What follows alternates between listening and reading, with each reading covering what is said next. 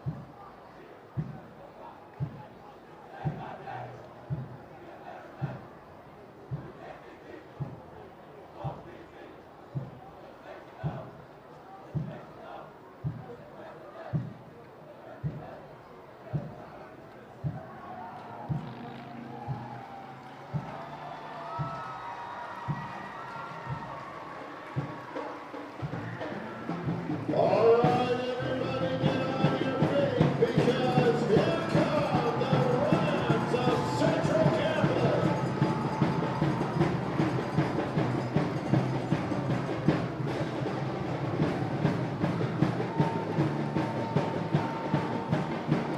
It's time for another season of Central Catholic Ram football. It's Bryan, Sleik, and James Broadous on the call today for the home opener for the Rams. They're taking on Lakeridge from Lake Oswego, the number 8 team in the state. Central Catholic, number 11, as they're getting ready, going through the coin toss. We're a couple minutes away from the start of this one. But James, two high-powered offenses in this game. We should have an exciting one on our hands tonight. Yes, I believe we will. And I think the game will probably be decided by who can impose their will at the line of scrimmage.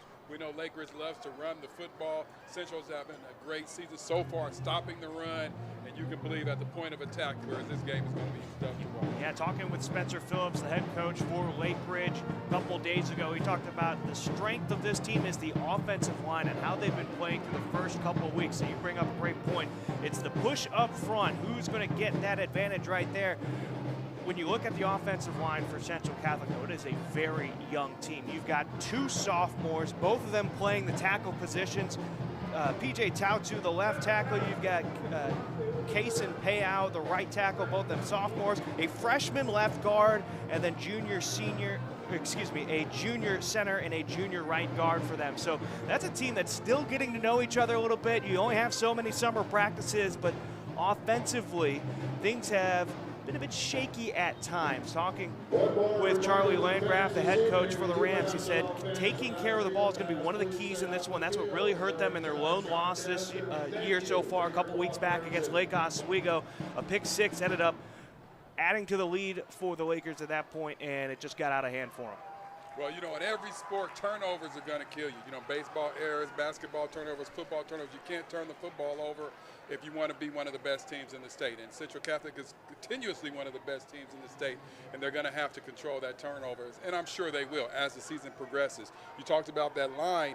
You know, nobody's going to feel sorry for you at this point. And see, you're here. It is varsity football. It is big boy football. Freshmen, sophomores, you got to get out there and you got to do your thing. And they've been doing it. And that's sort of the Rams' culture, though. They just, whoever they plug in does a good job. And so I'm expecting them to step up tonight as well.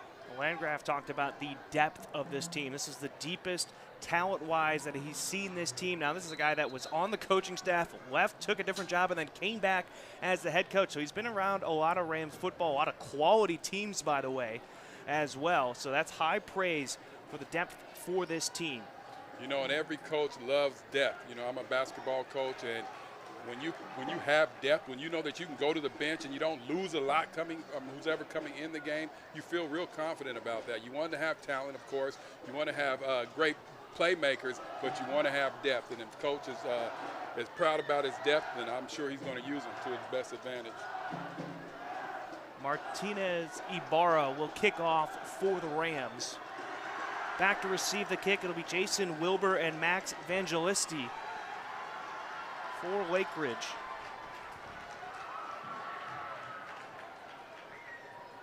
Pacers opened up the year with a loss to Nelson, the #1 team in the state. They lost 26-21. That's going to be a foe that Central Catholic will be seeing the second to last week of the season. So you're seeing some similar opponents that they've gone up against. Both teams looking for a big win. Top 12 teams facing off. Evangelisti takes the kick at the 9-yard line, brings it up towards the middle. And Luddy Barron could not make the tackle, shifting his way around. It's Evangelisti back into the middle. And Luddy Barron got back in on the action with a couple other Rams there as well. And so it'll be 1st and 10. It looks to be from the 17-yard line. That was the longest 5-yard run I've ever seen. Left, right, east, west. Finally fell forward for about a gain of 5 yards. Colin Cotton was also in on the tackle. Big names to keep an eye on for Lakeridge today. You've got Noah Tischendorf. He's going to be defensively the guy to keep an eye on. Offensively, though, their quarterback, Drew Weiler, a lefty, second-year quarterback for this team. And then their big running back, Ansu Sano, the Washington commit, who was a game-time decision, but he's in the backfield next to Weiler. Weiler going to throw out a screen to the right side and a pickup. And what looks to be 11 yards and a first down catch made by Turner Trapio. You know, we talked a lot about the sort of the youth of the Central Catholic line, but one of the strengths of Lakeridge is their seniors. They have a lot of seniors out here. You know, in high school sports, the more senior leadership, the more seniors you have coming back, that's what really drives your team. And there's another example of their senior receiver making the first play. Sano to the left of Weiler. They're going to pitch it to Sano, taking it outside. Cole Thomas meets him in the backfield, and a big loss for the Pacers. What a play right there. Again, you want to try to establish, both teams want to establish something. Lakeridge, you see, they want to establish a run, try to get Sano going around the perimeter. And that's a big stop right there for the Rams. Loss of 6 on the play. That'll bring up 2nd and 16 on the 23-yard line. Thomas, by the way, is your free safety. He came blitzing up at that point, making that tackle in the backfield. It's a great read. You know, you got to read the play right off the snap, but then you also got to make the tackle. That's a great play by Thomas. Noel in motion. Traeger in motion now. Weiler hands it off to Sano, dancing around in the backfield, gets to the edge, and who else other than Cole Thomas meeting him? It's a minimal gain, pickup of 3 for Sano. Cole Thomas. It almost like Cole Thomas is spying on him, you know, and Sano, he's just sort of trying to wait and let the play develop, but that's also giving time for Thomas to develop, and he's getting in there and stopping behind the line of scrimmage. Well, you gave up a first down on the very first play, and you come back with a negative play forced by the defense for Central Catholic. Now you're going to get trips right. Trapillo, Traeger, and hard to see who that third receiver is on the inside. Weiler rolling out to his right. Going to have to flip his hips to throw it. Got hit as he throws that one out of bounds into no man's land and didn't want to lose any yardage. And that'll bring up 4th and 14 at the 25-yard line. That's an impressive defensive stop right there by the Rams. You know, on that play, it looked like they sort of showed man. When they broke into the play, they went into a zone. It looked like the quarterback was trying to hit the short route, but there was a defender standing right there, so now he had nothing else to do but throw a ball out of bounds. Deep for the Rams, number 11, Peyton Harris, number 16. Harris was back. He just ran off the field. Jameer Chambry is back to receive the punt. Ball lands at the Central Catholic 48, and a great roll for the Pacers all the way down to the 28-yard line. And if you can't pick up the first down, it's a great way to flip the field if you're the Pacers right there. Yeah, you know, that was a great punt, and again, it got a great bounce. The Rams did a good thing, though. If you can't catch it cleanly, just let it go. You have trust in your offense that they can move the ball from anywhere on the field. And now we get a familiar face, Robbie Long, second-year starting quarterback. And Coach Landgraf had some high praise for him. Last year he was talking about some of the throws that he can make and the way that he extends plays. I'm not saying that he is Patrick Mahomes, but he's saying it was Patrick Mahomes-esque. And his way to run this offense and spread things out, it makes it very difficult to contain Central Catholic offensively. Handoff to Sambe. Minimal gain, pickup of 2. Clearly you want to get more than 2, but you also, at the beginning, your first play, you just want to get positive yards. You want to just stay ahead of the chains, and right there you get 2 yards, sort of get everybody into the flow.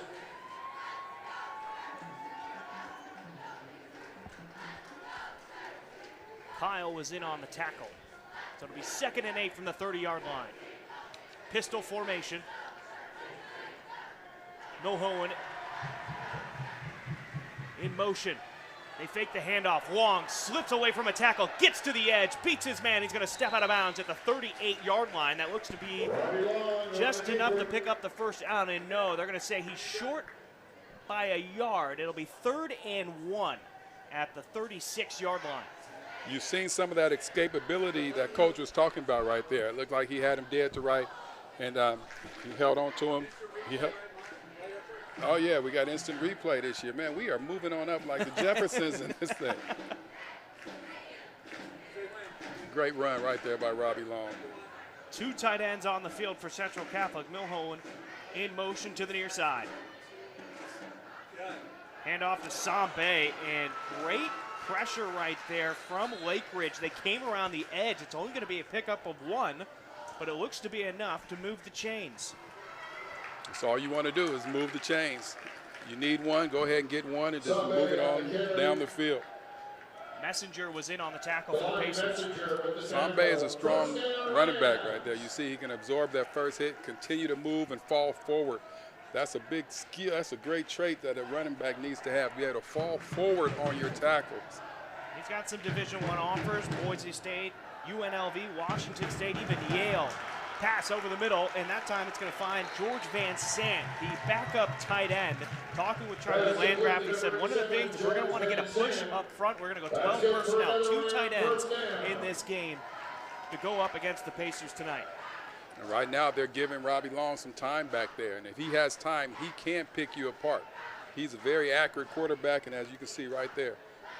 Barron and Milhoen, the receivers on the near side. Chambry and General Lewis, the receivers on the far side. It's a screen for Barron. Makes one defender miss, two defenders miss, and he's tackled at the 38-yard line of the Pacers. Tackles made by Ricky Smith, the senior. There's a flag down. Yeah, back up at the 47-yard line.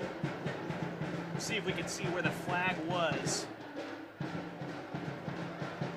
And I hope they're not going to call Milhoen on that one. He had his one arm, but he was pushing. It's not like he was holding him, but they're going to move this one back.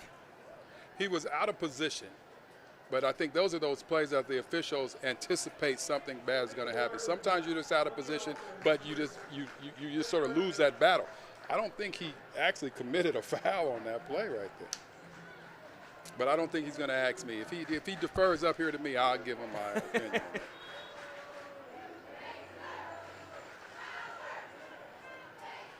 So it's going to be 1st and 20 from the 44-yard line.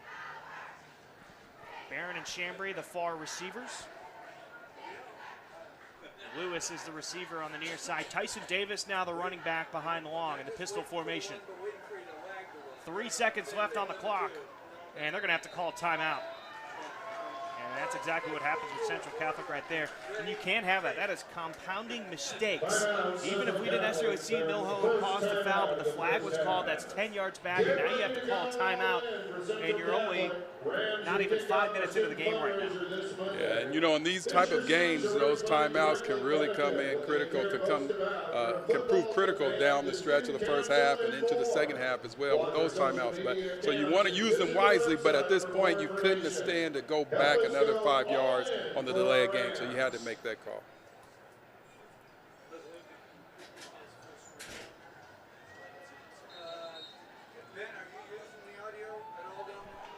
So after this timeout, it's 1st and 20. What type of play call are you thinking in this moment? It's not like you need to get it all back in one try right here. No, you just stick to your game plan. You feel like you can run the ball, then you go ahead and run the ball. This is still, like I said, you don't have to get it all back on this one play. Take the handoff to Davis, and the low throw intended for General Lewis. It bounces out of bounds. So it'll be 2nd and 20 from the 44-yard line. General Lewis, I love that name right there. You can see right there that they were just trying to pick up a few positive yards and then just continue to build on that. But the play the pass sort of got away from Robbie Long just a little bit. Barron, Lewis, and Chambry. Trips right formation. Tight end down on the left side of the line. Long drops back, rolls to his left, still looking for somebody, trying to find some space, and he's going to get sacked at the 41-yard line. And he's going to be brought down by Killian Edelman. You know, even in that's a smart play by Long. A lot of people will try to prolong that play and keep trying to make some things happen, but there was nothing available right there. You don't want to compound it by throwing an interception. Sometimes you just got to take a sack and live to see the next play. Loss of 2 on the play. Bunch trips left. Long dropping back.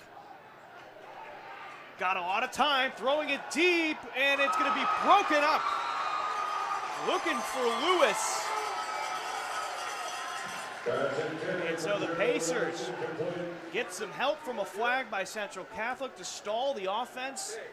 And it's going to be 4th down and 22 as that pass was broken up by Evangelisti. It was a nice play by Evangelisti. As you see, the ball was thrown a little bit behind General Lewis, but Evangelisti made a good play. He was able to stick with him coming all the way across the field. He stayed with him and was able to knock that ball down. White to punt. Tragesser back to receive the kick. Good punt right there from White. Going to bounce at the 22-yard line, and that'll go out of bounds near the 18. No return for Lakeridge, and so they'll take over 1st and 10 from the 18.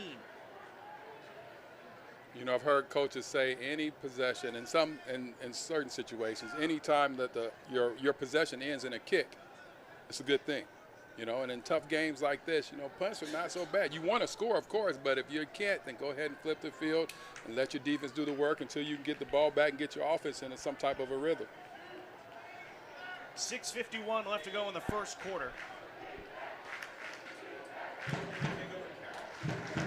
Two receivers, top of the screen. Trapillo, the lone receiver on the bottom, Sano, I should say, takes the handoff, rumbles forward for a couple of yards. Tackle is going to be made by number 51, Caden Pubels, excuse me.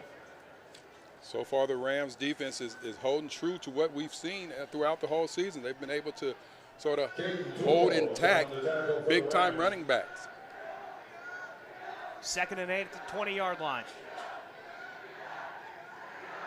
Weiler dropping back, looks left. It's a screen for Sano. No Rams in sight. Breaks one tackle, and he's brought down. It looks to be Donnie Vercher with the tackle, the UC Davis commit.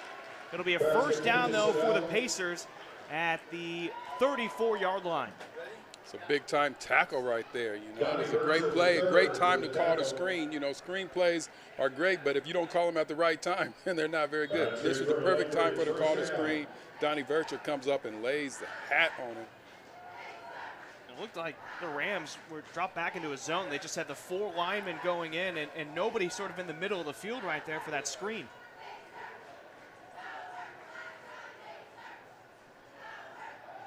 Weiler rolling out to his left. Looking for Tragesser. He's got him wide open near midfield. Lundberg with the shoestring tackle at the 49-yard line. And originally they had Tragesser covered. With Weiler rolling out, you saw a couple of the defenders drift back, and it left him open in a pocket near the sideline. Yeah, there was some type of a blown coverage. Clearly, like you said, he was left open after being covered at the beginning. And Weiler did a great job of finding him. And Colby Owen, who came into the backfield for Sano, did a great job rolling out with Weiler, giving him some time as an extra blocker. Now he goes in motion. Weiler sets up the screen for Tragesser. Vercher not letting his man go. Pickup of 3 on the play. That'll make it 2nd and 7 from the 46. Donnie Vercher is ready to play. He's playing that middle linebacker, that Mike backer, as they say. He is playing that right now to his fullest. He's ready to play. 6'2", 235 as a senior. Landgraf was telling me they moved him from outside linebacker last year into middle or inside linebacker this season. Weiler, little misdirection, handoff to Owen. Got through the first line of defense, spinning out of 1 tackle and brought down near the marker. That's enough for a first down at the 38-yard line. And so the Pacers really starting to move the ball here on their 2nd possession. Yes, Colby Owen coming in for Sanu, and he's moving the ball just as well as Sanu was. You know, again, it's about the plays. It's about calling the plays at the right time. They opened it up with a little screen pass, and now the run is being a little bit more effective.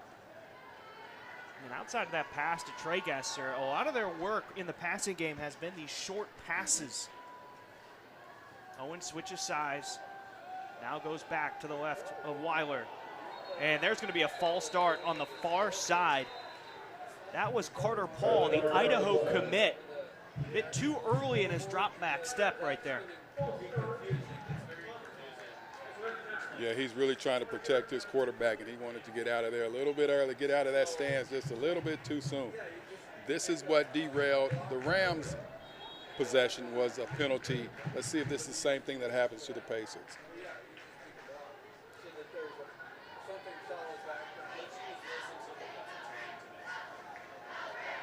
Marcus Post, Tragesser, and Trapillo, the receivers on the near side. Weiler looks to his left.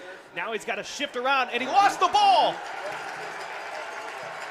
On the Lakeridge side of the field, had it stripped away, and coming up with it looked like Matt Watson.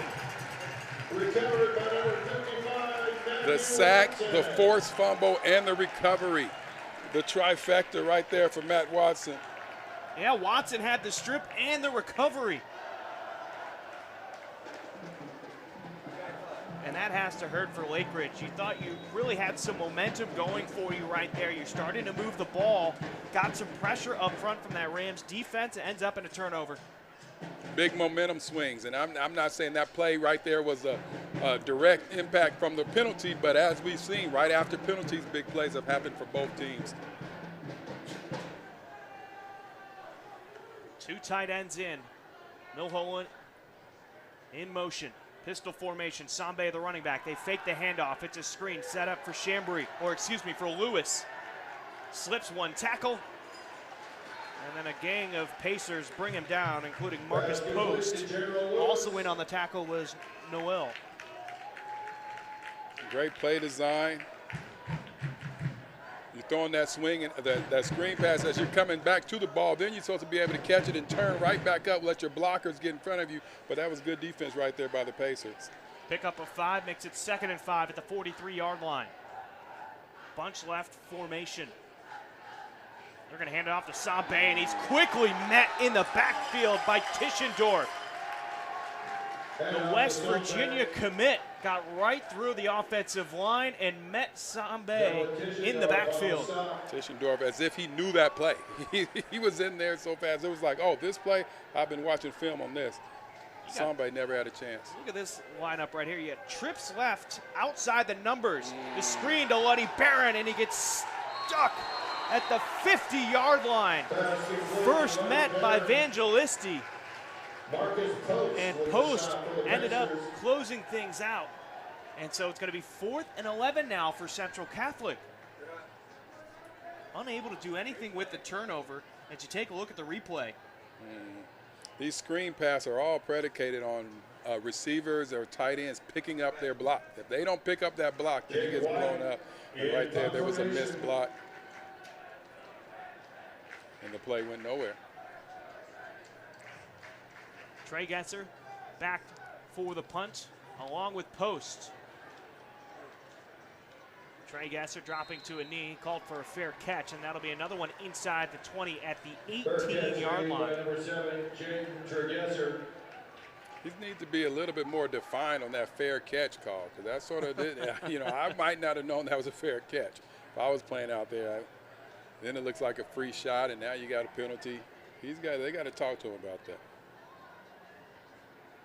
Really got to wave that one down.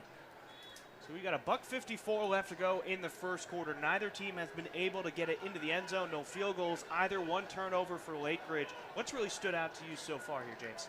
Well, the penalties and the big play turnovers, Again, we knew that both teams, this is going to be an evenly matched game. This is what you get when you get evenly matched teams. Somebody's got to be able to win the turnover battle. Sano, the running back. Tropillo catches it with his hands above the shoulders at the 24-yard line. Nice little pickup right there of 5 yards. Tropillo brought down by number 11, Broma Harris. Broma Harris with the tackle. Broma Harris with a great open field tackle. Both teams, that's another thing that has impressed me with the quality, the high quality of open field tackles that we've seen. Trips left formation for the Pacers. Tropillo, the lone receiver on the near side. Weiler looks left. It's a delayed handoff. And multiple Rams are in on the action. Tyson Davis makes a play right there along with Caden Peebles. That looked like from the start of that play, that looked like it was going to be there was going to be some opening for Sano to run, but they're closing that hole fast. No gain on the play, makes it 3rd and 5. Tyson Davis came up and laid a big hit right there at the end of that play. Tell you, these backers are ready here for the Rams. Owens has come in as the running back, set up to the left of Weiler. Weiler rolls out to his left. Owens puts a block on Hudson Coe. Weiler puts it high in the air, middle of the field, looking for his man and diving. Unable to make the catch was Trey Gesser at the 40-yard line, and that'll bring up 4th and 5. Bring back the punting unit. What's that? 3 and out once again. The Rams defense is standing up right now. And you're seeing a lot of zone defense. Virtue seem to be spying Weiler right there. As he put his foot to the ground and started to attack. He's too far in front of his man. Right, you can tell defensively they're not going to let Weiler just stay back there in the pocket and pick apart the defense. They're putting pressure on you. Like you said, a spy. Uh-oh, bad snap. Chambry back to receive the kick. Goes off the side of the foot, lands at the 49-yard line and takes a bad bounce for Lakeridge in favor of Central Catholic, and so they're going to start in the opponent's territory for the second consecutive drive. It'll be 1st and 10 at the 46-yard line. 18 seconds remain here in the first quarter. Pretty quick first quarter, but right there, as you see, again, a bad snap. The punter had to pick the ball up off the ground, and then that forced a bad punt. It's going to be the little things in this type of a game. When you have these type of teams, these evenly matched, 2 top 10 teams, it's going to be the little things that decide the victory. Soski and Chambry, and false start, or not false start, excuse me, offsides by Tischendorf. And he just put his hand up, looking at his own sideline. That one's on me, Coach. Tried to anticipate the snap count and jumped too early. He's trying to make a play. He's trying to get the ball back for his offense. He sees the urgency in this situation, and he's trying to make a play. The West Virginia commit. Wow. From Portland to West Virginia. He's got a long way to go. Hand off to Sambe. Got to the edge. Lowers his shoulder through Bohr Nelson. Pickup of about 4 on the play. That'll make it 2nd and 1 at the 37-yard line. That was a nice run. You know, we say in basketball, and it's the same as football, low man wins. Sambe was the low guy right there, and he lowered his shoulder and ran over the defensive back trying to make this play. Yeah, the stretch run, and yeah, just put a shoulder right into the chest of Bohr Nelson. So we'll get fresh 12 on the clock as the teams switch sides. Not like they have to go too far as they're already near midfield. But it's a 0-0 ball game through the first quarter. And coming into this one, we knew that they were a couple offenses that could really have some explosive plays, open things up. No points so far, though, James. I think that goes against the norm of what we were thinking might happen in this one. Well, you knew that, again, you knew that they were going to play tough football, you know, and both teams want to impose their will at the point of attack. So there's going to be a lot of runs. There's going to be a lot of big plays, big defensive stops, and that's what we're seeing. Talon Soski is the receiver closest to us, wearing number 14 for Central Catholic. It's a transfer from Ridgefield High School in Washington. In pistol formation, Sambe is behind Robbie Long. I feel like they're going to open this up with a pass. 2nd and 1, you can afford to take a chance right here. This is the play that you go deep on. 2nd and 1. Snapped along, stretch play to Sambe, tries to go past the outside shoulder of the tackle. He falls forward for a first down at the 34-yard line. You feel like you got something going, no need to try to push the ball down the field on the pass. Go ahead and just continue to just move the ball meticulously down the field. Sambe is picking up 3-4 yards a carry, handing the ball. Smith was in on that last tackle as well.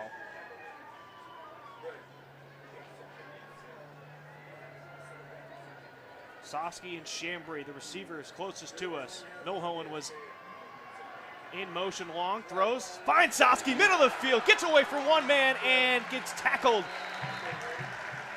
at the 17-yard line, and the transfer from Ridgefield making his presence known here in the second quarter. Take another look. Yeah, Soski ran a great route. He just went in between the middle of the zone and just sat down. Ball comes, catches the ball with his hands, and then these are those yak yards after catch. Great play right there by Soski. Ella Broschke over pursued on that one. That allowed Soski to cut back up the middle. Screen set up, going back to Soski. Tried to get past Bohr Nelson. Got tripped up at the feet. Looked like he stepped out of bounds. Only a gain of 1 on the play. 2nd and 9 at the 13-yard line. Another example of a great open field tackle. We talked about it earlier. Just you have to make these open field tackles. There's a lot of one-on-one coverages out here, and you got to be able to tackle in this type of a game. Both teams have done a great job of that.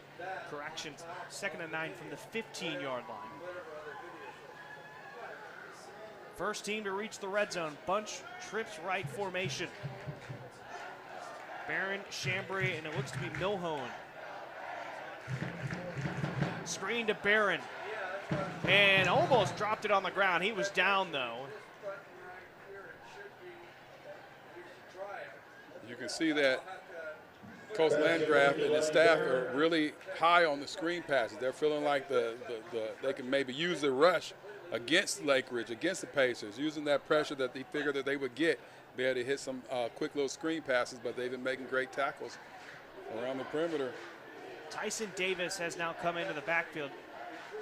You've got Soski, the lone man up top, going one-on-one with the corner. Middle of the field, they get Milhoen at the 5, trying to twist around, and he lost the ball. Did he land back on top of it? It looked like he was trying to stretch, and he did end up keeping possession. That'll be a first down for Central Catholic, first and goal from the 3-yard line, but that is always dangerous. You want to protect the ball when you get this close to the goal line.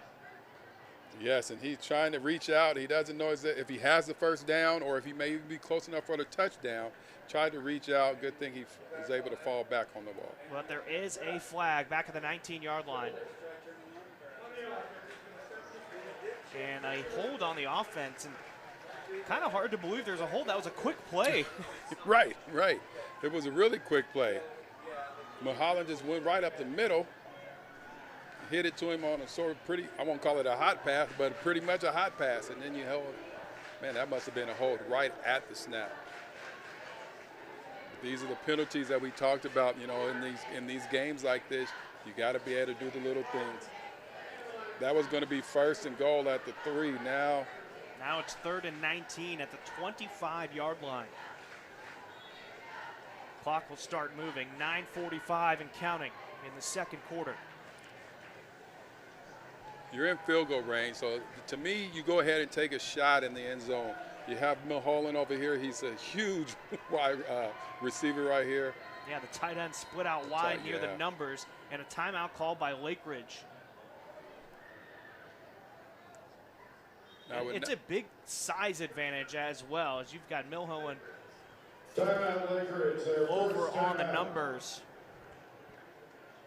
And in the red zone, you want to find size advantages. Just throw that ball up, throw it up high, throw it back shoulder.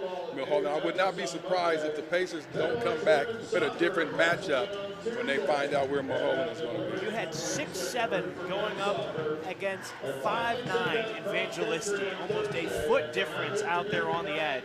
It's worth the chance. Throw that ball up, you know, well, it's 3rd down now, but it's definitely worth the chance on 3rd down. It may be something that you do continuously on 2nd and 3rd down if you get back into this situation again.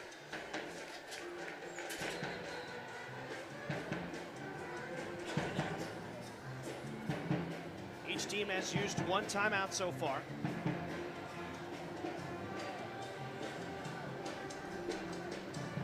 Same matchup. Evangelisti playing back. Looks like they're going to play sort of a shell defense here. If you're Lakeridge, just cannot give up the first down. You're willing to give up a pass in front of you.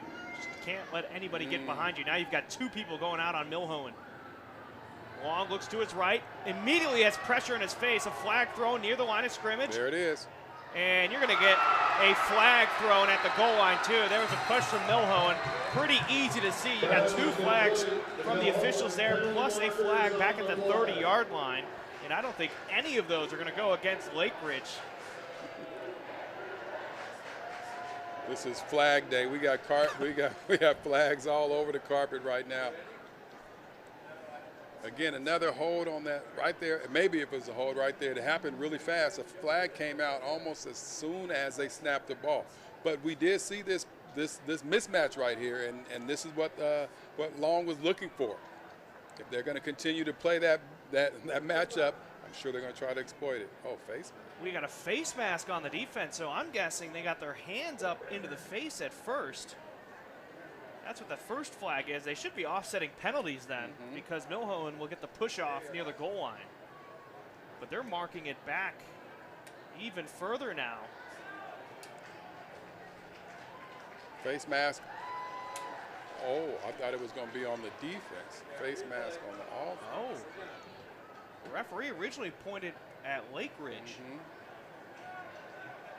And now the referees are talking things over. It would be 3rd and a country mile, 34 to go at the 40-yard line. You're out of field goal range now. I was watching Martinez Ibarra in warm-ups. He ended a few yards short on a 50-yard kick.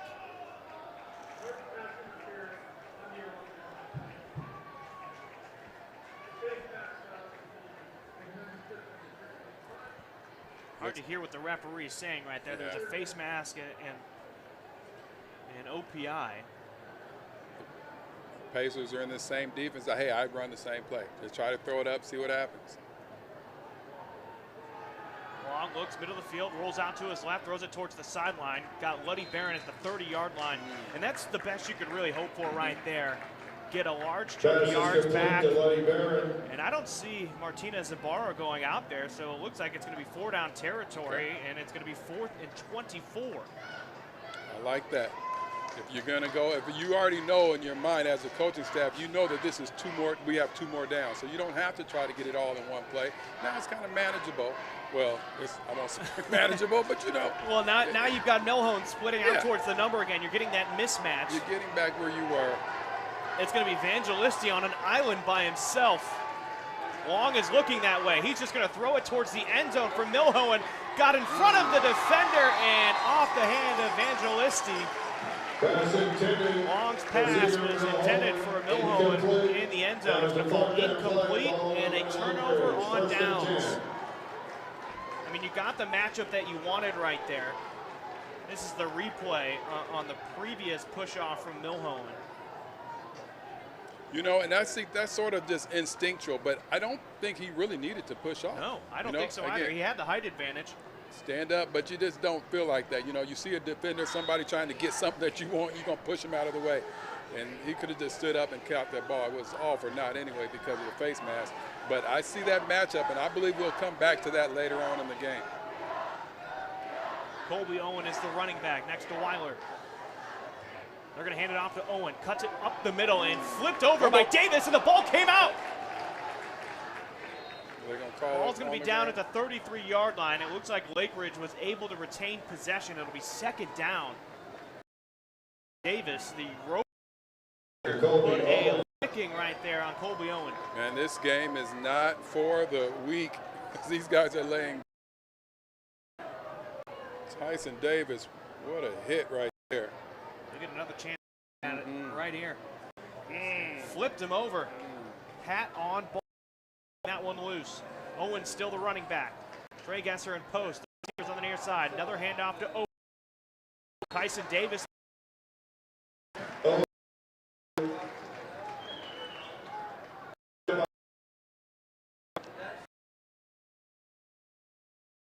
Wins. Tyson Davis is coming and hitting these legs. You can't run if you. Freshman defensive lineman also there to help finish.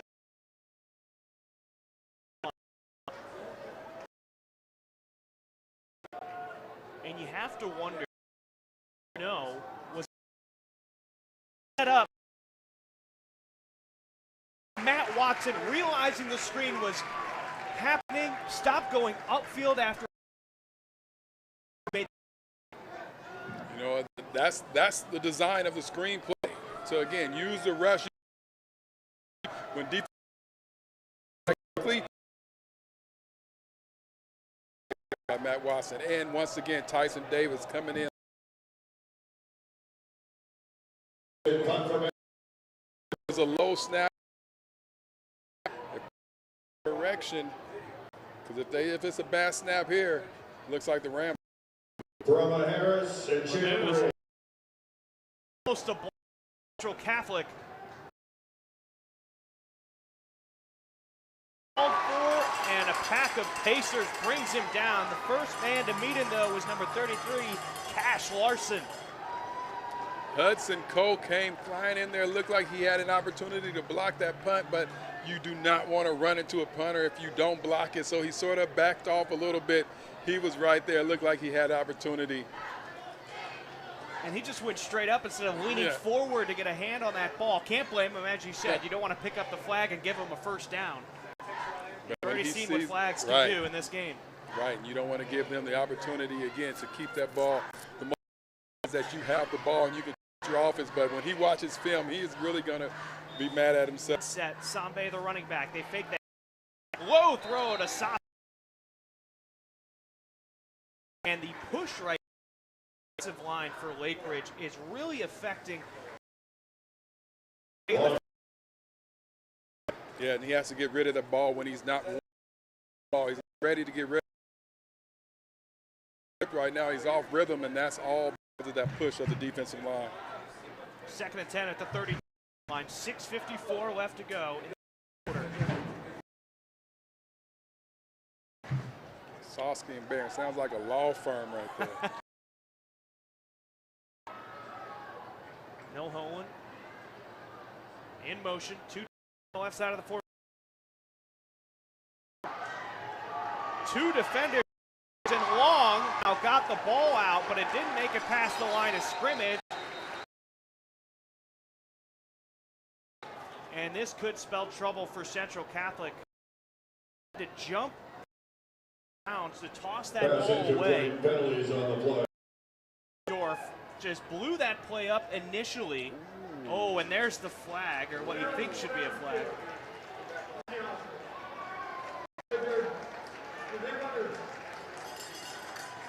This is not a flag on Evangelisti. He threw down Robbie already out of bounds, and there was no flag for it. Totally unnecessary. He had already taken the ball away. He didn't have the ball, all that, and Velisky still threw him out. I thought it might be for that call, but it was for the intentional grounding. Far side of the field, near the 26-yard line. And the referees are talking things over right now. Spencer Phillips trying to get an explanation of what the flag. Ref is talking. Spencer Phillips. It's him trying to figure out what does he want.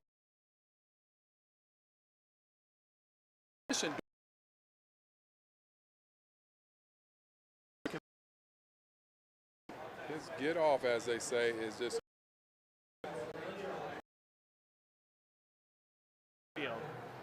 is what that flag is. Illegal man downfield, so it'll be 3rd down. That might have been a run, but because you've seen how fast Tischendorf got in there, and Long just sort of saved his run by not handling that ball in the backfield so fast. Then you're just trying to make something up. The linemen are downfield thinking it's a run. Hey, get an RPO going, excuse me. Fake this as all time. Take, and he tried to undercut. Right now, I'm looking over at Long. He's got his hand on the base of his back right now. It's line. You can imagine he is. That he threw him down, and it was unexpected. Barron tried to make a great play. He made a great effort on coming back. With that.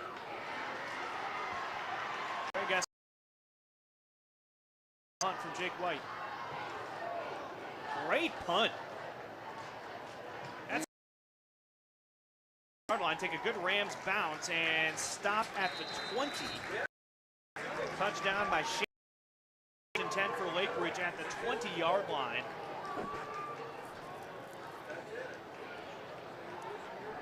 So 6:26 remaining in the half. Scoreless game so far. Neither offense has really gotten much going. Lakeridge came close, had a turnover. Central Catholic got into their own way with a couple of flags that really pushed them out. At the 3 back, ended up being 3rd and 34 before turning the ball over on downs. You know, this is a good football game. Some people want to see high scoring, but if you know football, this is a good football game to watch. Hand off to Sano.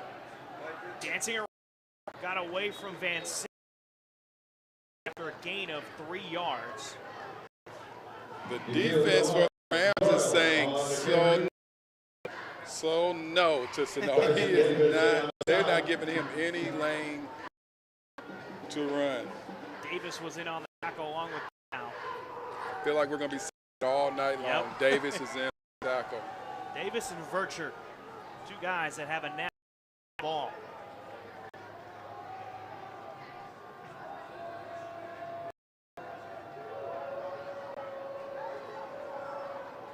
Sano lined up to the left of Weiler. Weiler looks right. He's going to go towards the sideline. Breaking to make a play on it was Prama. And that'll break up the pass intended for Trey Gesser. Pass intended. That's a great defensive play right there. Again, Prama read the play. He got into his drop, planted that foot, and came up and made a big defensive stop. Coach Landgraf said that Prama is their best shutdown corner against a potent offense like Lakeridge can be. A shutdown corner, you feel real good about shutting down. You can do a whole lot of things when you have one corner that can shut down the whole side of the field. Sano goes out to the left in motion. Weiler looking in the middle of the field. Of Weiler, he's got the edge. Spins away down. Pass the yardage for Lakeridge. Here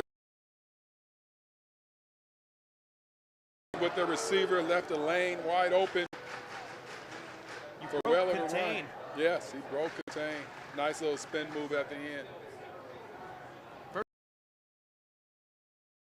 On the final 5 minutes left of the half.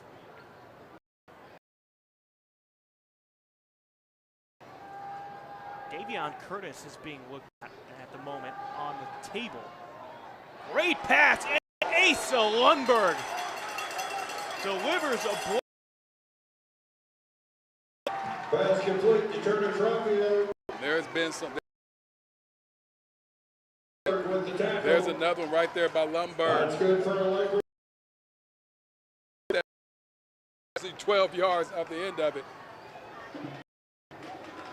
And we're seeing some nice tackling up here. Big credit to the coaching staff.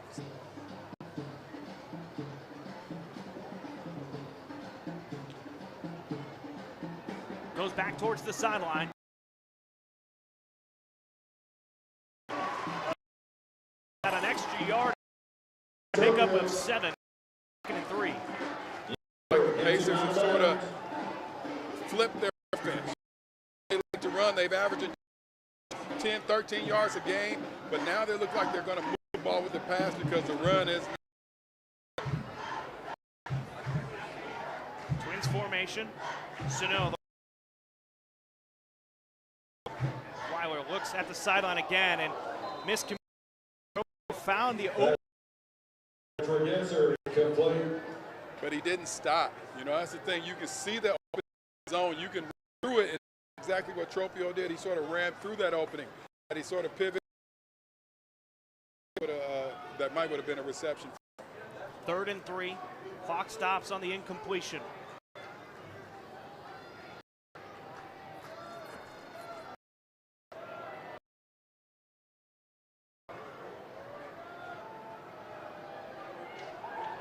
Trey Gesser in post, the receiver. Hand off to Sano. Tried to break contain. Cohen up the 49-yard line. Of it's a 4th down. Hudson Cub commit and you run him down from the backside. That great open field tackle for yards. That's going on the highlight film right now. Lemieux comes out. Lemieux, the 2-sport Lakeridge, a punter and kicker for Lakeridge, out to punt the ball. Looks to be Chambry to receive the kick back at their own 10-yard line. Clock is ticking. Under 4 minutes now, closing in on 3. So teams could be in these games, in this here game. Good punt. And Jess gave Chambry enough space to field that punt quickly. You know, that's even in high school with a guy barreling down that close to you. You can concentrate, focus on that punt. Catching punts and by themselves are not easy. But great play right there by Chambry. You don't want to let that ball drop because now it's going to roll. You can see that Evangeliski is right there. He's going to stop the ball within the 10. It's a great play right there. The small things win these games. Soski, Chambry, and Barron are the receivers. Set up to the left side of.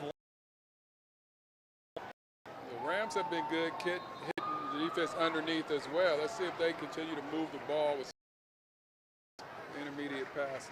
Long using the heart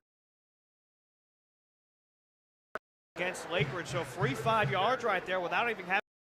And you know, Bryan, since we had hard count, switching up that snap count. Again, this is high school. Sometimes teenagers lose focus. Get a quick 5 yards by just switching up that snap count. Hand to Sambe. Got a big opening in the field. Got a blocker out in front. Up 8 on the play and a fresh set it down. Central Catholic. Killian Sambe on the carry.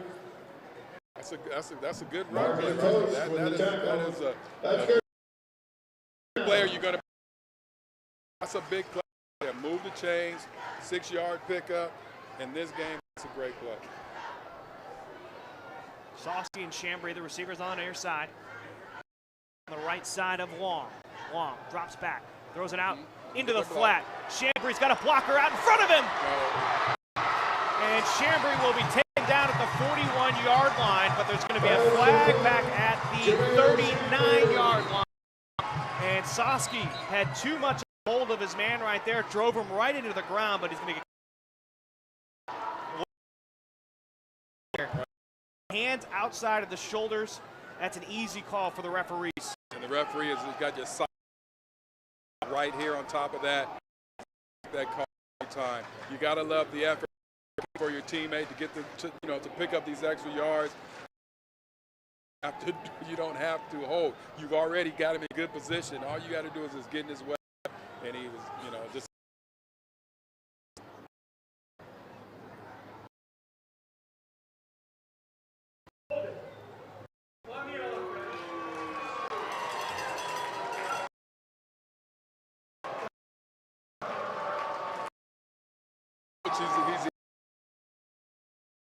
I understand it. This is what you have to do in these type of games. But if you ask me right there, I think it looked pretty clear as day, especially when you look at the replay again. Side of the shoulders as he's trying to get a block. And then he's over him, and I thought they might call that because he stood over him and sort of taunted him afterwards. But it's these penalties right now that are hurting the Rams. Otherwise, it was a nice play offensively. Now, the flag did occur. Couldn't quite hear what the referees were saying there. Whatever. The whole at the 39-yard line. Right. And now they the 13. Taunting as well. Yeah, 1st and 25.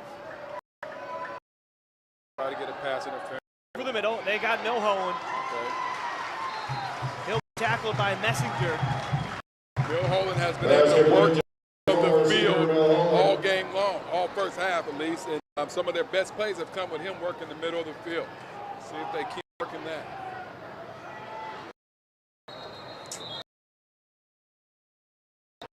And a false start on Central Catholic.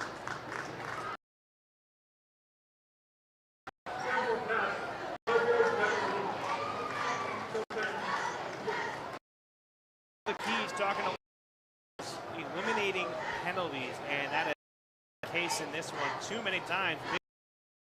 Back now for Central Catholic. Penalty didn't help. Sometimes you say, because I was holding. These are penalties that are just self-inflicting. Go out to the 2-yard line, shakes off Evangelisti, and Evangelisti will get him out of bounds. That'll make 3rd down much more manageable, though. It's now for the pickup of 13. Oh yeah, this is, you got to feel good about this considering where you were. You know, you make the most out of a bad situation. They've gotten the ball right back up here in third and manageable with big Tyson Davis in the backfield. No, that's Lewis is the receiver on the near side. Milhoen in the middle of the field.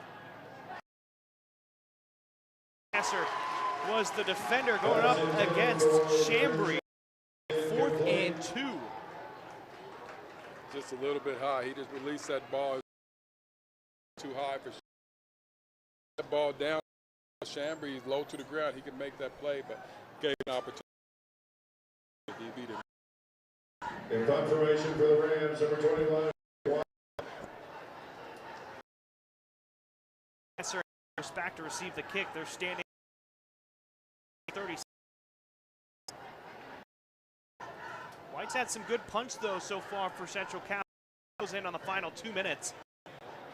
You say that, and then it goes off the side of the foot here and bounces out of bounds at the 36.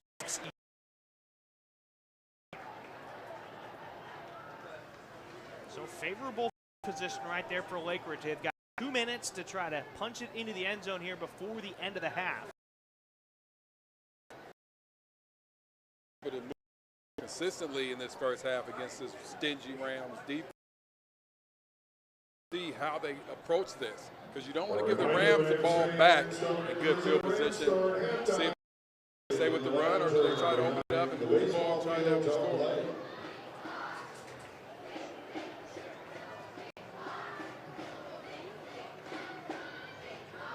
They've had some success in sort of those intermediate passes pretty much over there on the sideline. Sano is not in the backfield, so I would imagine they're going to come out passing, maybe even starting off with a screen pass. I'm wondering if he's more on a snap count. He was a game time decision coming into this one. Owens is the receiver in the back. Stepping up, found a lane. Harris and Hudson Coe take down Weiler. Quarterback draw right there. See if he can catch the defense. Sleik. Pickup of 9.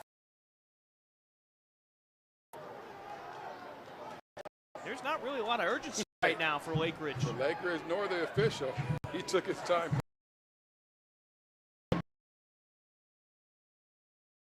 Looks to his left. Now he goes right.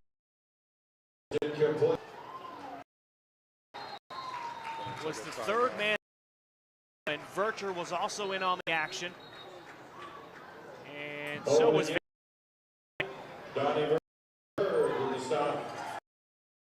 trying to see if they can just sneak something right up. If they're rushing from run up the middle and pick up some, that Rams doing a great.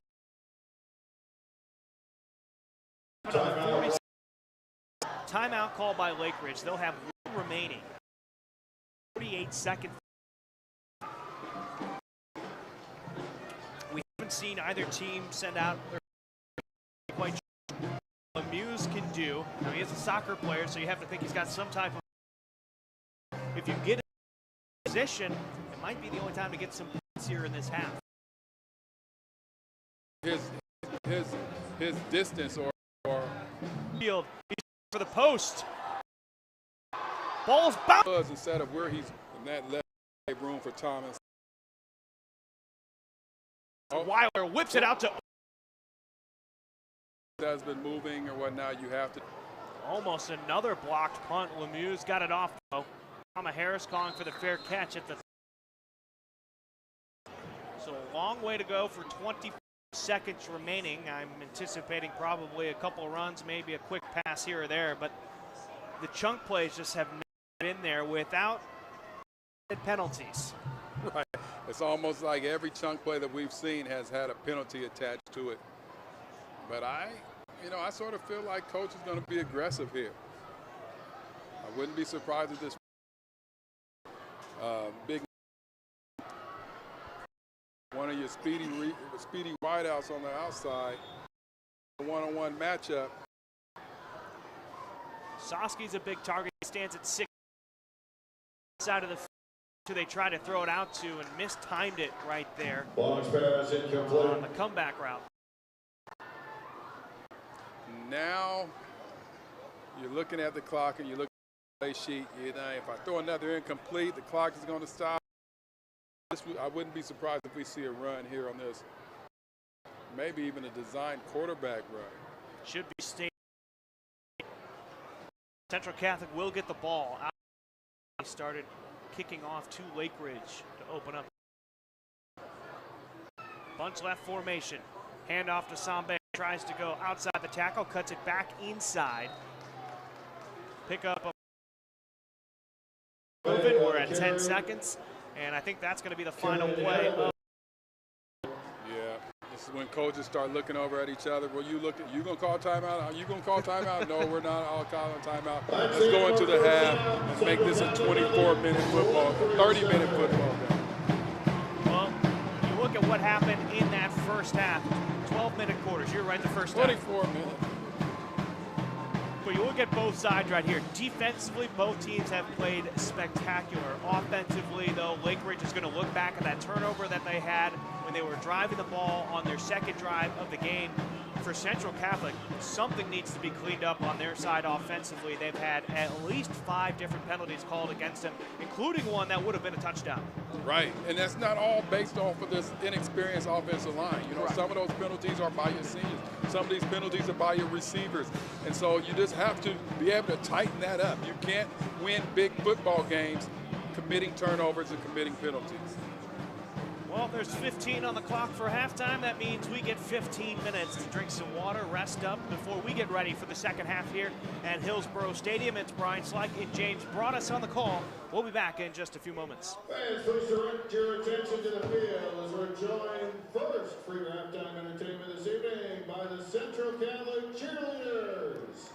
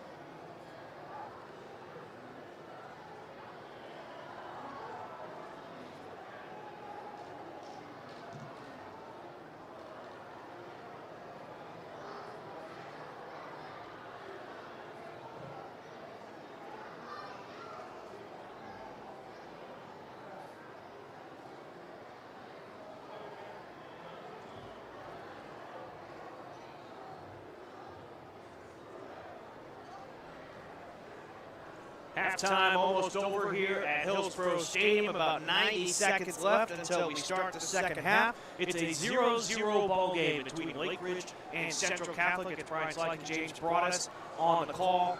And James, you look at what we saw in that first half. Two teams that sort of struggled offensively, defensively, very sound though, not really giving up a lot of space on the sidelines. The offenses, as they were working, were going with quick passes, screens to really try to open some things up, but nobody was able to break open on a big play. No, like you said, the defenses, both defenses were stingy. You know, some people would say bad offense struggled, but then some would say no, just the defense was really good. And it just depends on how you want to look at it, but in any case, it's a 0-0 ball game, and we're going to see the first to maybe 3 points wins this game. And I feel like there was only one opportunity for Central Catholic maybe to kick a field goal. It was when it was 4th and 24. They went with a deep pass towards the end zone when they had a mismatch with Milhone, who stands at 6'7", going up against Vangelisti, who is 5'9", and ended up going incomplete in the back of the end zone. And maybe they were pushing the range of Mario Martinez Ibarra's ability to kick, and so that's why they went for it on 4th down. For Lakeridge, they really have not gotten past that 40-yard line. They got close one time, and then there was a sack and a strip fumble that was recovered by Matt Watson, and that really took the wind out of the sails for the Pacers on that drive. And a couple nice plays here and there on some quick throws, but really unable to push the ball down the field. Well, we know that their strength is in their run game. Like we mentioned at the beginning of the game, you know, close to over 200 yards a game on the ground. And so now they're having to play a different game. Maybe Sano is not fully healthy, but they're having to play a different game and passing the basketball. Passing the football, you know, is something that they can do, but it's not something that they're used to doing or that they would love to do. So they're having to adjust their style, and I think it's coming back to sort of slow them down a little bit. You know, maybe if Joe Tiller was out there, the former Purdue coach, you know, they called his offense basketball on grass. Not quite right now, though. Both these offenses looking for something to work in their favor. Lemieux on to kick. Cole Thomas and Prama Harris back to receive the kick at their own 10-yard line. And a line drive that ricochets off of Van Sant, taken by Thomas up the middle, and he'll fall forward near the 34-yard line. Tackle made by 17, Ethan Harris. Cole Thomas on the return. Looks like the Pacers did not want to kick it deep. They tried the squib kick, but when this game, when they're field position is a premium, you know, starting at the 32-yard line, 33-yard line. That's a nice start. Still thinking basketball over there, still right? thinking basketball. Man, it's getting too close to basketball season. I need another 2 months. So Davion Curtis, who we've not seen a whole bunch today, is out at receiver on the near side. Tight end in motion in Milhone. Pistol formation. Handoff to Sambe. The stiff arm gets away from the defender, and the chase down. No! Still on his feet, breaking the shoestring tackle, twisted around, and Post will bring him down on the other side of the 50 at the 44-yard line. A big pickup right there for over 20 yards. And as soon as the play gets complete, I immediately start looking in the backfield for some flags. Because in the first half, what's shown was every big play, there was a flag. And right there was clean football, nice big chunk play. Way to get to start the second half. That'll get some momentum on your side. Milhone back in motion. Goes to the left side of the line.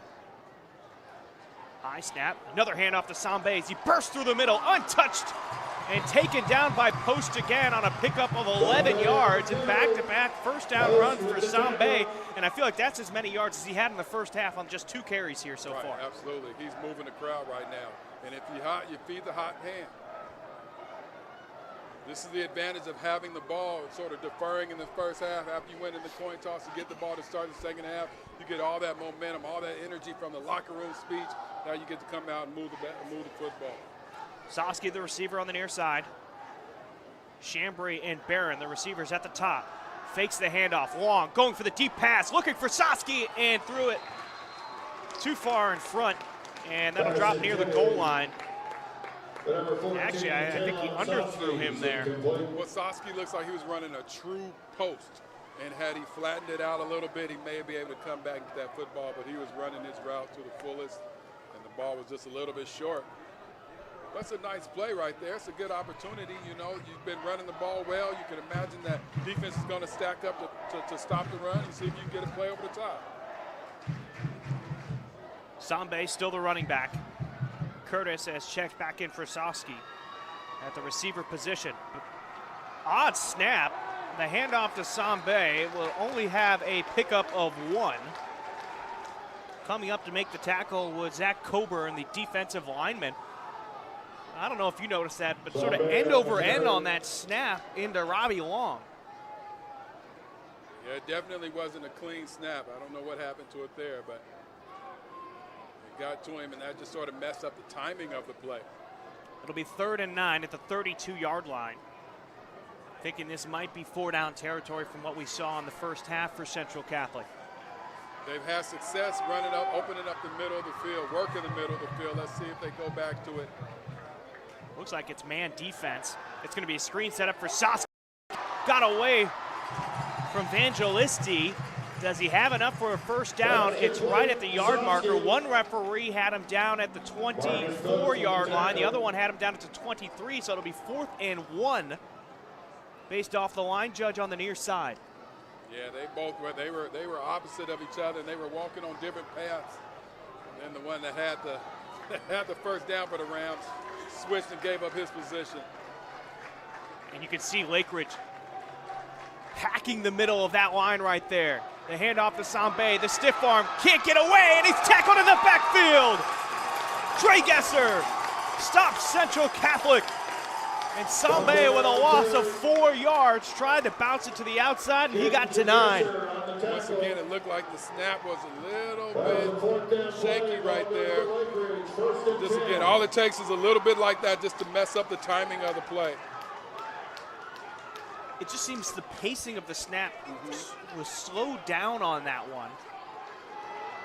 The defensive lineman, you don't move until you see that ball snapped. And so they're watching the ball. As soon as that ball snapped, they're coming forward, but the ball is sort of flipping end over end, messes up that timing.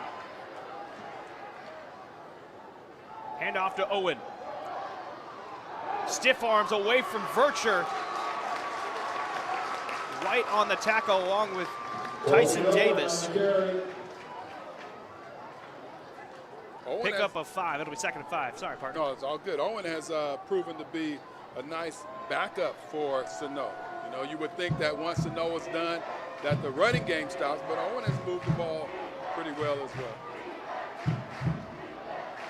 Noel, the tight end on the right side of the formation. Another handoff to Owen. Goes to the left, cuts it back up towards the middle.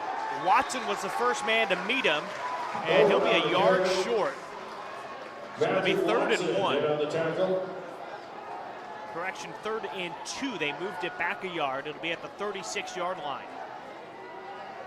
3rd downs, you have to win 3rd downs. For both teams are saying the same thing. You have to win the battles on 3rd down.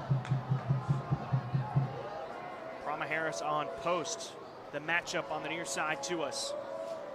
I wouldn't be shocked if you do a quick pass right here, maybe an RPO. Keep the defense on their toes. You need to pick up a yard. Straight handoff to Owen. Bullies his way forward with a couple of nice blocks, and that'll be enough to move the chains. 1st and 10 at the 40-yard line. Yeah, sometimes you just need to get the 2 or 3 yards. Sometimes you just need to get the tough short yards and live to see another day. Keep moving the chains. Then you can try to hit a big play later. But I like what the Rams did right there. The Pacers come up to the line of scrimmage, read the defense, then look over to the coach to make the play. The Rams sort of disguised their defense and then moved into it at the snap. Pass out to the flat. They got post. Had a man blocking for him. Tucked away out of one defender. And White, along with Cole Thomas, bring down post. Gain of 3 on the play. It'll be 2nd and 7. I need to see that again. It looked like post went down and went underneath him, sort of like a matrix type move. Yeah, you'll get a good look at it right here. Got away from Elijah Williams, the DB. Whoop. Ducked right underneath the Williams. Low man wins. 2nd and 7. Noel in motion. Hand off to Owen to the right side. Sidestepping, and it's Watson. Wraps him up, brings him down. Lundberg was there as well. Same with Prama Harris, as 3 different Rams are going to make sure that Owen did not get any extra yards. And he didn't. Coach Landgraf talked about sending 11 guys to the ball, and that is a good example of that right there. There was a meeting at the ball carrier.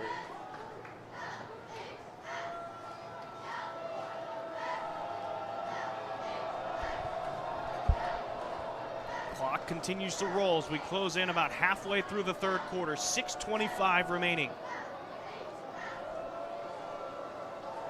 2 receivers and a tight end on the left side of the formation. Weiler looks to the right, going for his man deep, Tropio, and overthrows him at the 20-yard line. That'll bring up 4th and 7. And I don't know, he focused in on Tropio right away. He had 3 receivers on the left side, and I think he had a man out in the flat that could have picked up a few extra yards. Yeah, it looked like he was locked in on Tropio from the snap. Looked like that it might have been the play, or that was the play that he just designed in his head. And it really wasn't open. I know he wished he could have that back. And there wasn't a lot of pressure, so he had time to go through his reads, but he was locked in, as you said. Lemieux to punt. Prama Harris and Chambry standing at their own 22-yard line. End over end punt. Lands at the 34-yard line, and that'll be touchdown by Cooper Swigard. So the MVP of today's game, most valuable punter, because right now it is just 3 and out, maybe a first down here or there, but then they're getting it to the punter. If you're an Iowa football fan, you're loving the game that we're seeing right now. Iowa has football fans? Hey, my brother went to school there. There's a few football fans. Let's see, last drive, the Rams started off getting the ball to Sambe and he was moving the ball. Let's see if they try to establish the run once again. It's Tyson Davis in the backfield. 2 receivers and a tight end lined up on the far side of the field. Milhone crosses the line right there. It's a Robbie Long keeper, and he's running out of space, and he just has to get out of bounds. I think that was a design quarterback keep, but he had nowhere to go. 4 or 5 different pacers applying the pressure, and it didn't look like Long was comfortable running right there. I don't know if you picked up on that either. I think that injury in the first quarter, first half, is coming back to bite him a little bit, huh? Oh, look at all these white hats running over there. Great pursuit. You know, every day in practice, teams do pursuit drills, and right there it showed up. It's a loss of 2 on the play. 2nd and 12. Long, when he gets out of the pocket, he might want to just start throwing those balls away and save these 2 yards here. I know you want to make a play in these type of games, but. Hand off to Davis.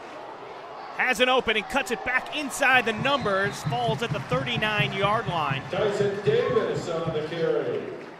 Ricky Smith in on the tackle. That was a nice cut right there by Tyson Davis. And again, though, the ends flying up the field for Lakeridge, causing some commotion in the backfield. You take a look at the replay. Yeah, but they also provide run lanes right there, and Tyson Davis just read that open lane and picked up a nice chunk of yards here. See if we can, there it is. Changing up the snap count. Tischendorf and Noel, both of them jumping right there, and that'll be a free first down for Central Catholic. I hate to say it, but the rare flag that doesn't go against them. You take those. Coach is not mad at that. You don't want to see the flags on the carpet, but when it's against your opponent, you're all right with it. Let's see if they stay on the ground. Long drops back to pass. Davis got a block on Tischendorf. Long trying to direct some of that offense, and a huge hit on the sideline. And the flag will come out late.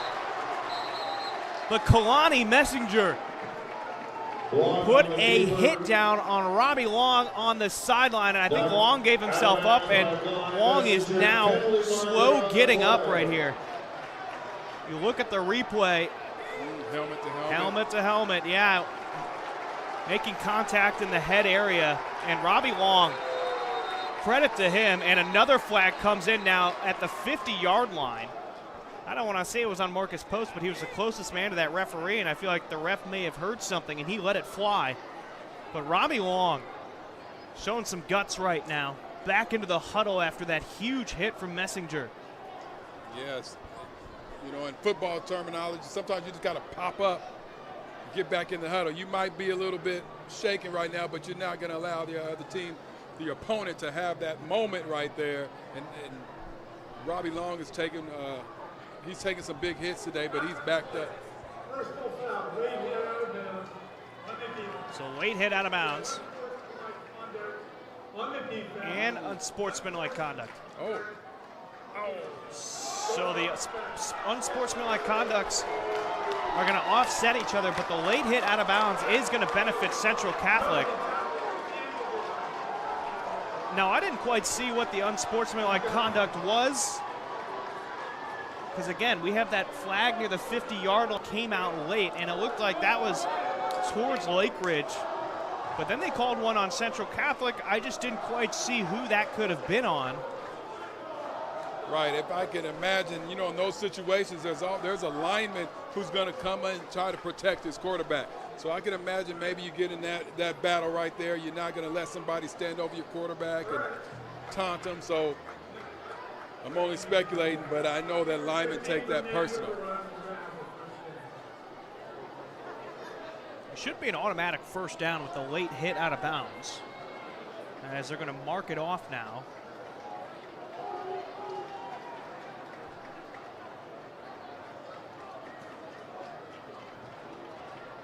So it'll be 1st and 10 at the 43-yard line, and a sideline warning for Central Catholic.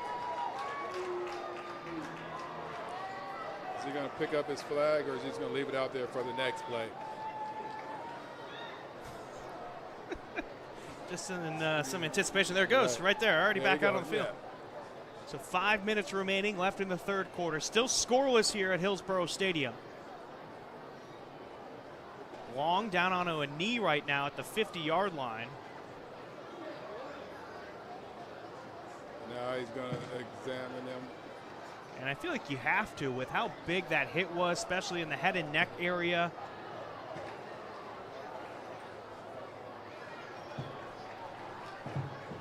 Backup quarterback is Cody Grant, the sophomore.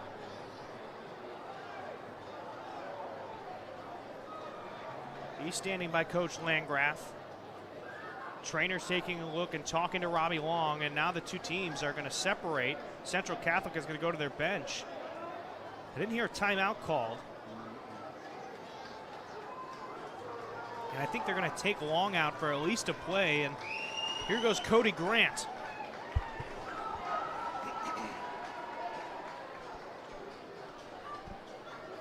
Well, just as fast as he was in, he's back out. So Robbie Long is back in. He convinced everybody that he is okay and he's ready to go. He's a gamer. He's a senior. This is a big game, your first home game. He's not going to want to miss any time. And this is a big drive right here in the game. 0-0, 5 minutes left in the third. Every possession is important.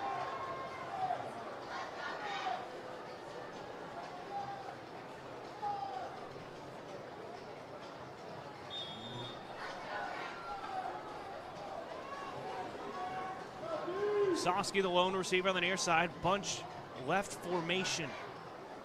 The pitch to Sambe. Cut to inside of his tackle. Spins. Tropio makes the tackle. There's that flag we were talking about. And you're right. There's the flag at the 40-yard line, far side of the field. With the run. Usually holding on that side. Tropio with the tackle. Penalty marker on the play. And I'm wondering if they're going to call that on Chambry. Yeah. Didn't look too egregious right there on the replay. I think right now they're just looking for things. You've thrown your flag so much through the course of the game. Now you're anticipating that there's going to be something wrong with almost every play. That's a big penalty. So now it's 1st and 20. Puts them on their side of the field at the 48-yard line. Clock is running. 4:50 to go in the third quarter. Long drops back to pass. Long pass to Soski, and he took his eye off the ball. He was feeling Evangelisti coming in, was wanting to make a move before he secured the ball, and it goes right through his hands. Yeah, you know when you're coming back to the ball, the comeback route, you know that the defender is coming back as well. So you want to make that catch and make a quick spin to get out of it, and he just spun before he actually had the catch. Ball dropped to the carpet. Nice route, nice toss right there by Long. The first pass that we've seen since he took that big hit. So it looks to me like he is well and good to go. 2nd and 20. Sambe in the backfield to the right of Robbie Long. Long drops back 3 steps, throws it deep, looking for Curtis, and he makes the catch. The diving catch made at the 16-yard line. Yes, indeed. You mentioned earlier that we hadn't seen Davion Curtis a lot. Maybe he was battling some injuries, but he comes in and he makes a big play at the big time. Running that skinny post, it looked like, up the middle of the field. Screen out to the far side, caught by Luddy Barron, made the first man miss. And Marcus Post pounds him into the ground. And they are laying hat out here today, but everybody is bouncing back up and taking it like the true football players that they are.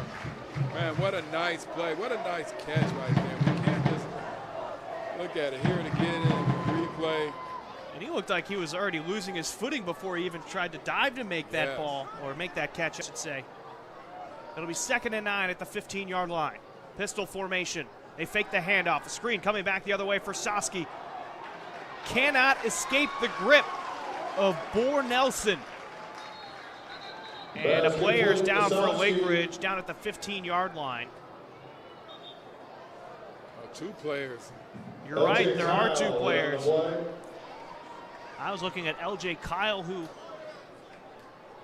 was in on that last play, making the tackle. He is now up on his feet, but there's that other Lakeridge player down at the 10-yard line. I can't make out what number it is at the moment, but seems to be in a decent amount of discomfort. He'll get helped up.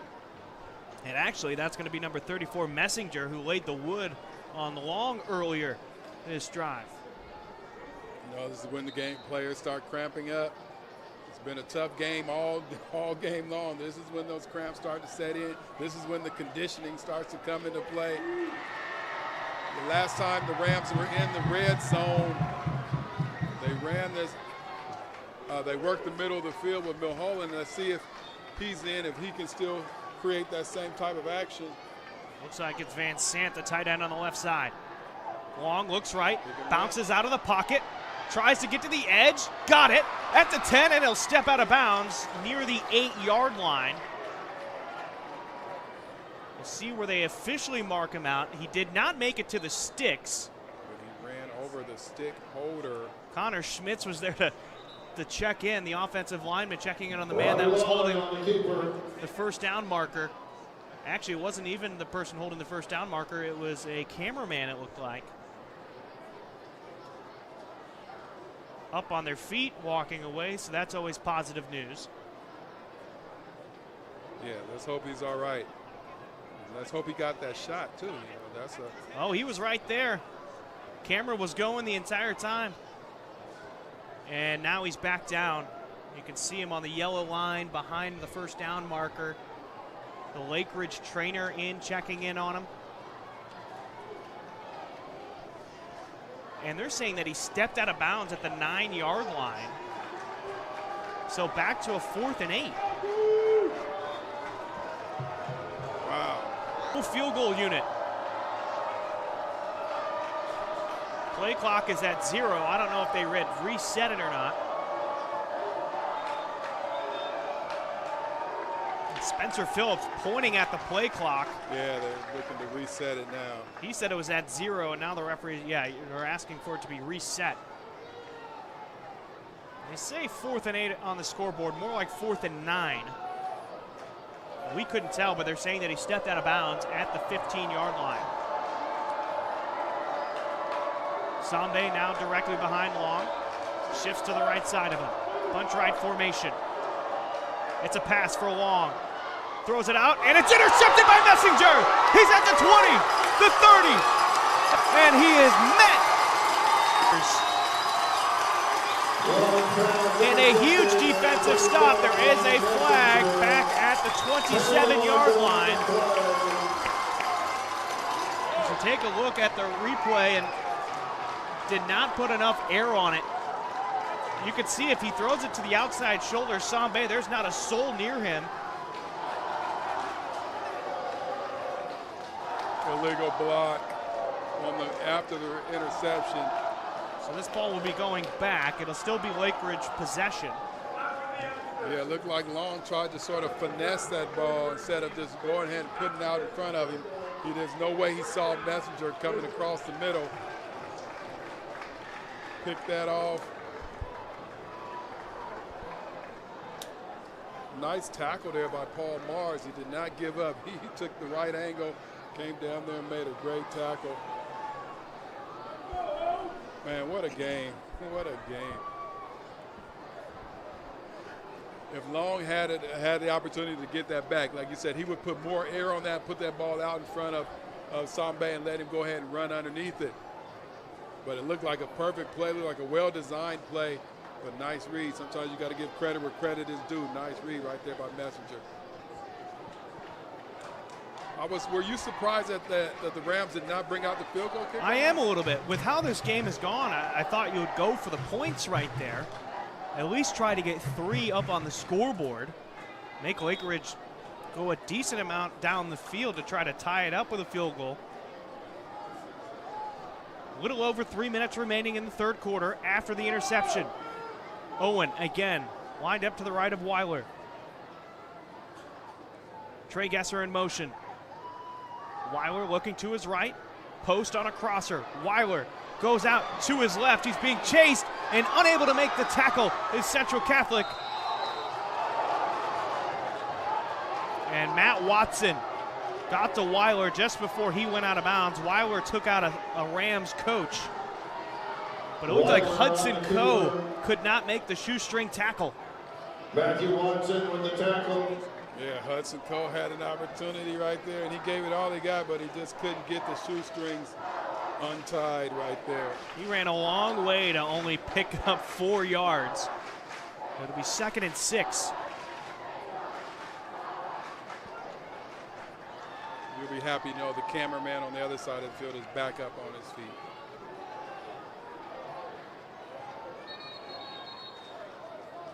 And a timeout taken by Lakeridge. That'll be their first of this half, so they'll have 2 remaining.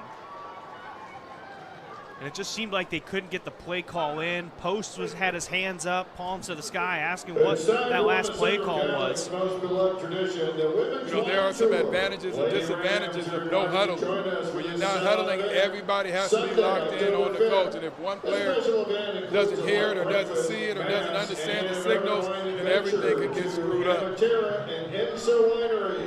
And that looks like that might have been what happened right there for the Pacers. And a link to my video.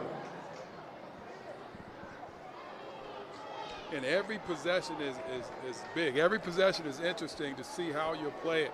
Right here, do the Pacers just try to get a few yards and then pick it up again on 3rd down, try to pick up the 1st down on 3rd down, or do you go for another big play on this 2nd and long?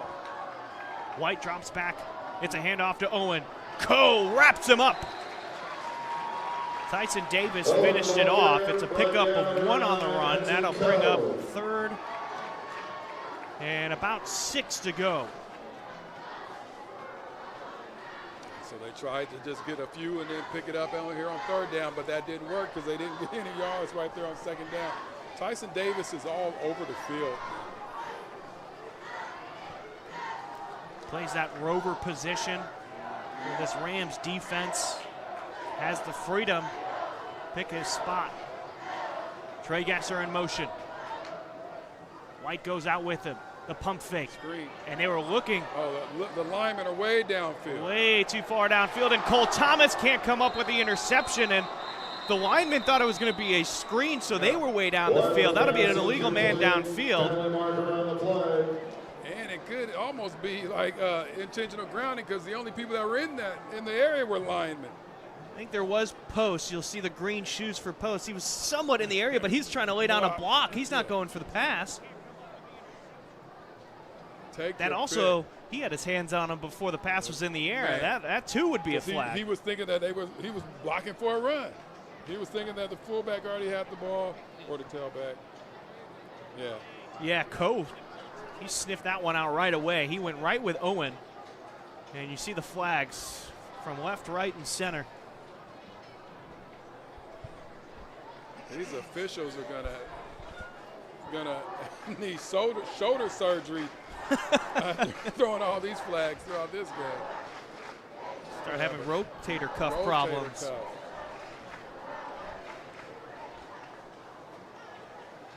Look at, they got pass interference. You see that that stat in the NFL? I think it was Matt LaFleur threw his challenge flag like 30 yards. I didn't see that. The most useless stat that you can find on Twitter. He must have really been mad.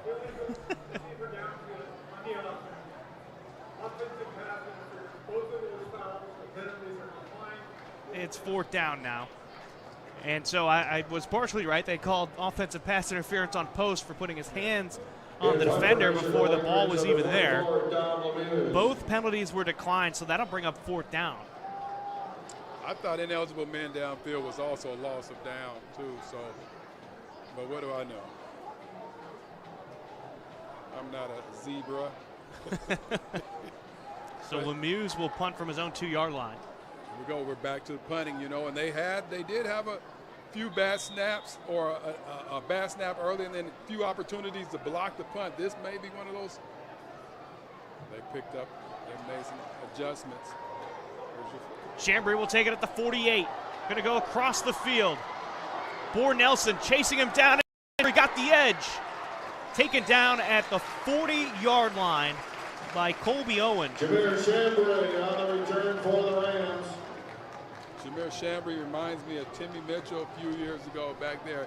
They do not want a fair catch. He wants to get that ball, and he wants to get out there and try to move the crowd. And he will go side to side with any way he can to try to find an opening. Well, that puts Central Catholic in favorable field position. Now, no doubt, 4-down territory with what we've seen from this offense on 2 drives that have gone past this point throughout this game. 2:05 remaining in the third quarter. And it looks like Sambe is the running back in the backfield. It should be, and we should see a heavy dose of Sambe. Sidesteps a tackle, got a yard before he was pushed back, and a late flag. I'm wondering if that's going to be on Lakeridge for a late push after the whistle. That would be my guess. So in these moments, coaches got to get their teams together and gather around and see how you got to make adjustments to how the game is being refereed or how the game is being officiated. Right now, anything after the whistle they're calling.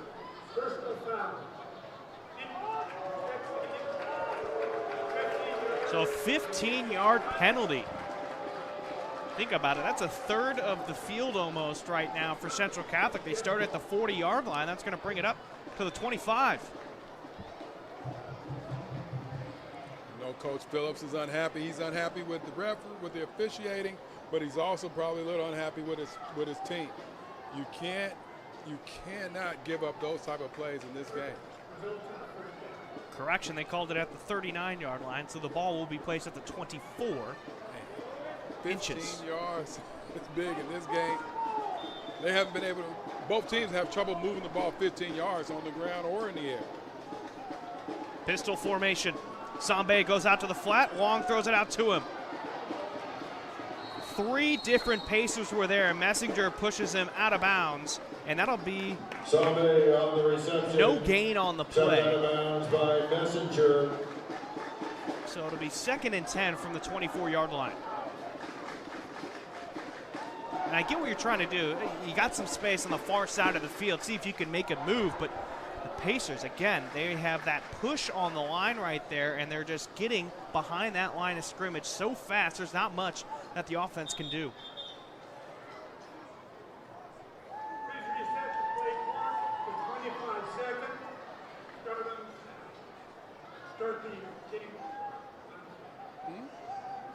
They're resetting the play clock. It's going to start on the whistle. Okay. Yeah, because it says start on the snap first. Two receivers and a tight end on the far side. Milhone is the tight end. Soski, the receiver on the near side. Fake the handoff, throw it to Soski. For Nelson. Got biceps for fingers right there. Holds on to Soski. Gain of 4. It'll be 3rd and 6. With the tackle. You know, you're trying to get your playmakers the ball in space, but both teams are making great open field tackles. They are not letting the receivers get away from them at all. Man, this is a great defensive battle. I think the advantage that the Rams have had earlier but have not went to back late in the second half. Here in the second half is a big tight end. Chambry's the man in motion. Davis now the running back. Long. Had Milhone out in the flat, just try to get it away and not get sacked. That'll bring up 4th down. And now you're going to get the field goal kicker out here for Central Catholic. It's going to be Mario Martinez Ibarra.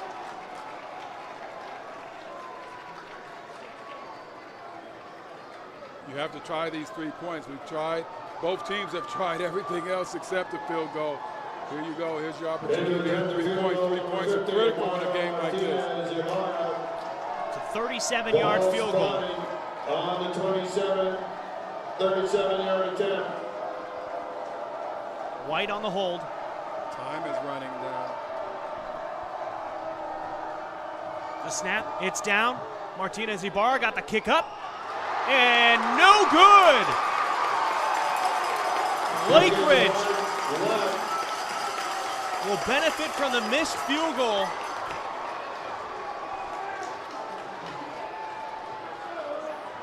Take another look at it. And it went wide left.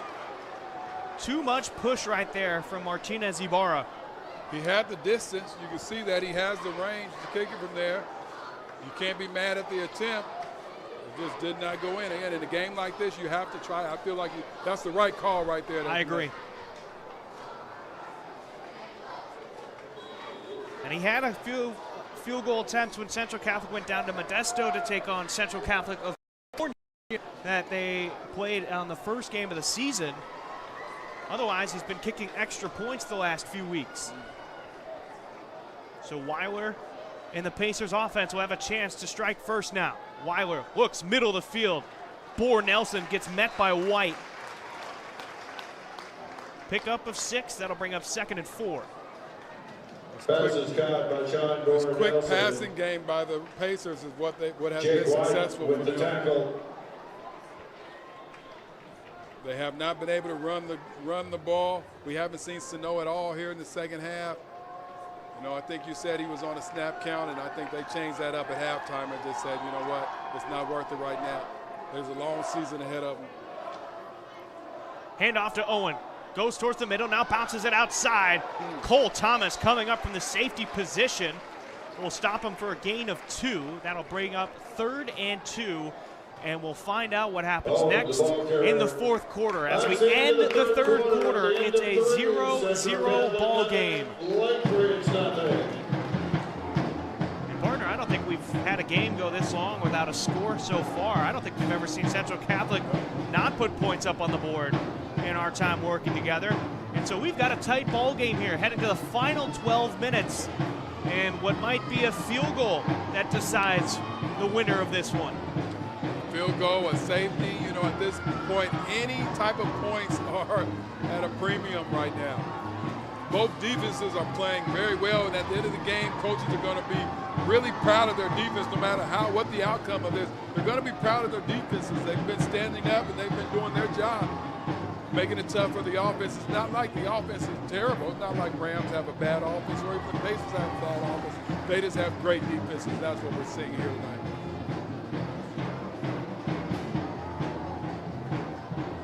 I've really been impressed with the linebackers, Rams, you know, Davis, Vercher, and we just saw, was that Thomas come up and make that play right there? Yeah, Cole Thomas, yeah. Cole Thomas, these guys are decisive in their moves.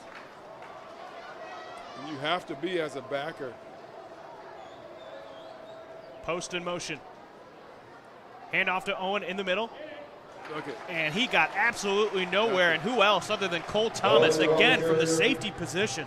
Cole Thomas with the tackle. Yes, exactly, from the safety position. I called him a linebacker a minute ago, but you can see that he's decisive. They get the ball, he's coming up in there making a play. You can't hesitate. So that brings up 4th and 3 after a 1-yard loss. Confirmation for the Pacers. I don't anticipate any trickery here, especially the push that Central Catholic has had on these punt attempts. Lemieux. Looked like that one went off the side of the foot. Not a clean kick, but gets a favorable bounce. And I'm not quite sure. Yeah, very careful right there.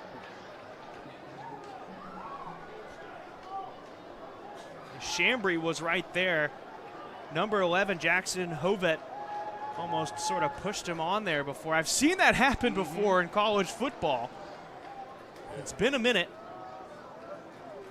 Chambry, like we talked a minute ago, he wants to touch the ball. Yeah. He wants the ball. He's not happy with the ball rolling around, stopping on the ground, or a fair catch, anything. He wants to pick the ball up and make a play for his team. But right there, he was a little bit too close for comfort. I was going to say the exact same thing. Way too close for comfort. Looked like it was a couple inches away from just a toe tap away. Soski and Chambry, the receivers on the far side. Barron on the numbers on the near side. Hand off to Sambe. Ball's on the floor. Scoop for Tropio. He's at the 20, the 10, cutting back inside, and he lost it himself, and it's out of bounds. That should be a touchback. Touchback, let's see. That should be a touchback. It looked like he lost it as he was about to cross the goal line. But there's no replay. They're going to have to make a decision here. And this will be huge. If they call it a touchdown, great play for Lakeridge. If they call it a touchback, a sigh of relief for Central Catholic. Oh. Touchdown called for Lakeridge. They're saying that he crossed the plane. He broke the plane of the end zone with the ball. So a scoop and score for Tropio.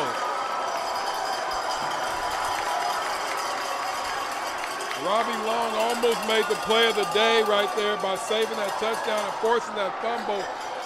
But as the officials are calling it, he had already crossed the line.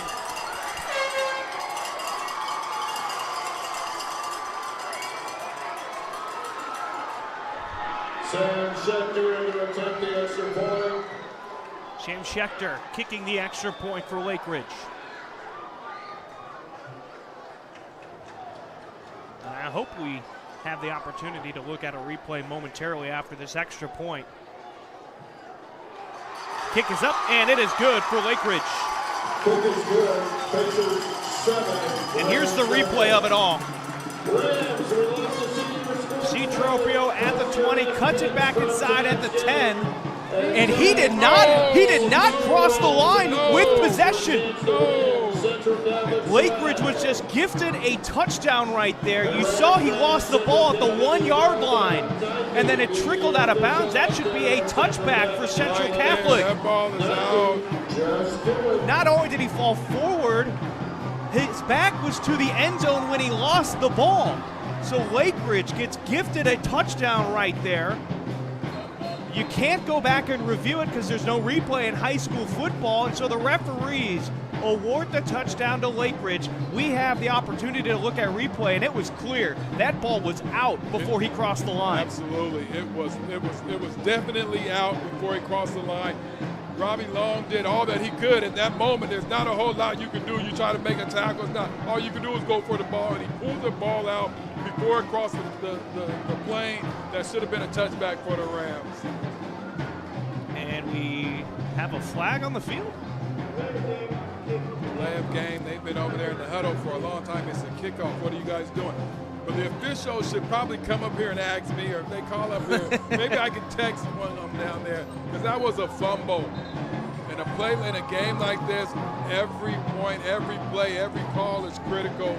I know that's tough. You, as an official, you're just running back. You're not anticipating something like that happening. So you're not even really You're not in looking for position that. either. Yeah. And again, that's not at any fault of the referee. They're trying to run back and get into position, but you know, we get the benefit of replay right there, and it was clear to us that that ball was out of his possession before he crossed the goal line.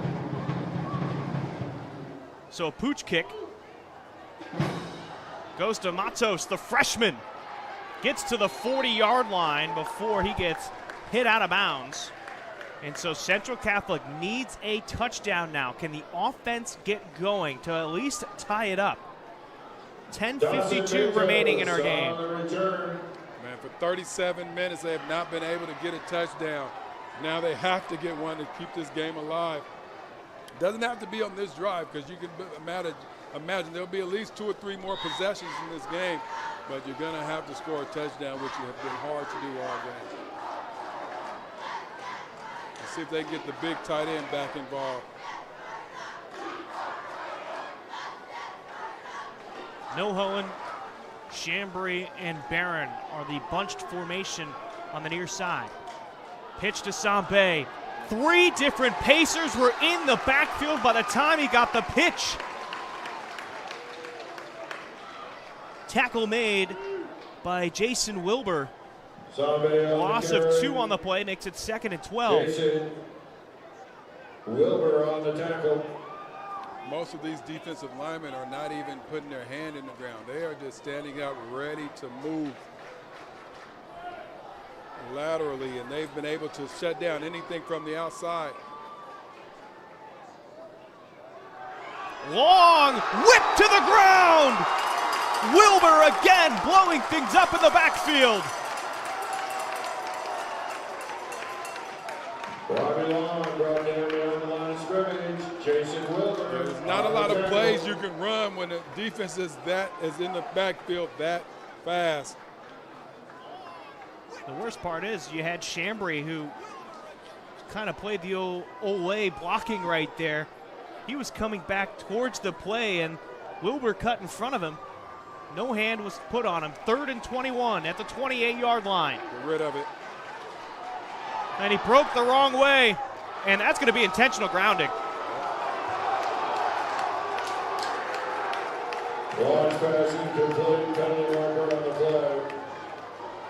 Unless I don't think he didn't get out of the tackle box. Maybe he got out of the pocket from drifting back, but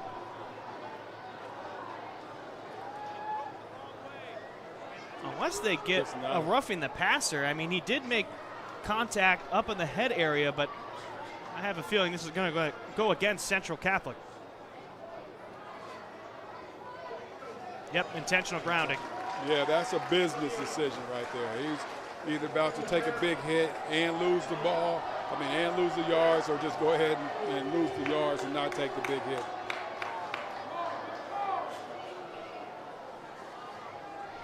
There's not a lot of plays you have in your playbook that are able to be run when there's no time to run them. You know, you may be able to run a couple screens, but other than that, the Pacers are really just putting that pressure up front. And now what's this call? They're putting the ball back at that last spot of the line of scrimmage. The microphone isn't working very well for the officials, so I don't know what that call was. It should have been 4th down. Instead, we're going back to 3rd and 21. And Spencer Phillips is running down the sideline asking for a timeout. Didn't like how his defense was set up. That'll be the 2nd one called by the Pacers.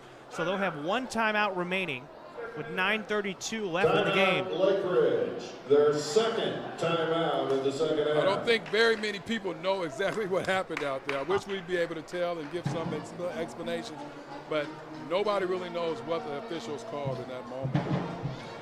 If I had to guess, I would say it was that late hit. Maybe it was intentional grounding and late hit, and then they offset. They offset, or you're redoing 3rd down. That would be a good guess. But the public address announcer didn't have an announcement either, so the officials are out here working in a bubble.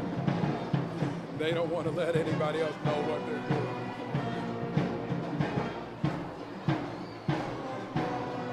and 21.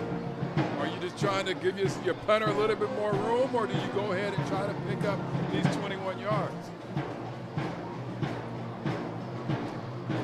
I don't know if you can try to pick up 21 yards here. As you mentioned, there's not a lot of play calls you have that'll pick up that big a chunk of yardage. You got Davian Curtis back on the field, though. He's the receiver on the bottom of the screen right now. Chambry and Barron at the top of the screen. Milhone's the tight end. Davis is the running back next to Long. Got to get some time. Davis staying in the block. Long throwing it. Uh-oh, there it is. And there's the flag. That's going to be a first down. And I'm not quite sure why Bohr Nelson has his hands up. He had his hands all over Barron. Yes. It was clear as day. Right. Maybe he's trying to say that ball wasn't going to be catchable, but he did slow down Barron. Yeah, he had no business. He was out there frisking him like a police officer. Is that an automatic first down in high school? I'm not sure it's an automatic first down. I don't know, but it's going to be a replay of the down, though, so at least they'll make it third and manageable. There you go, third and manageable. It'll be third, and it looks like 6. Twins formations, 2 receivers, top and bottom. Davis still the running back. Long looking at the sideline, getting the offensive signals. Drop backs to pass, looks to his left. He's got Soski, has to cut back up, got away from one defender. Still on his feet, and he's wrestled down to the ground by Post. They'll convert the third down play. He's brought down at the 44-yard line. Soski is one tough receiver right there. That's good for a Ram first down. He's been making these plays across the middle, been coming across the middle, catching balls and taking big hits all game long. That's huge right there. Great play by Soski. He caught the ball still 3 yards short of the first down and was able to get away from one tackler, bust through another one, and picks up the first down. Yak yards. Long looking to his right, throws it middle of the field, and that was bound to be intercepted. Luddy Barron did a great job cutting in front of the defender, Bohr Nelson, and preventing the turnover. It'll be 2nd and 10.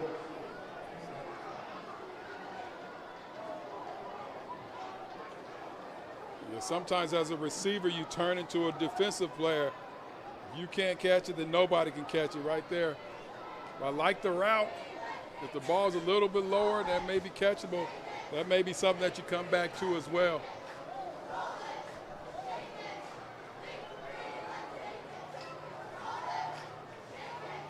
Handoff, stretch play to Sambe to the left, and there's a flag. We saw it. Killian Edelman was reaching. Milhoen was on the block, and it's going to be brought back due to a hold penalty.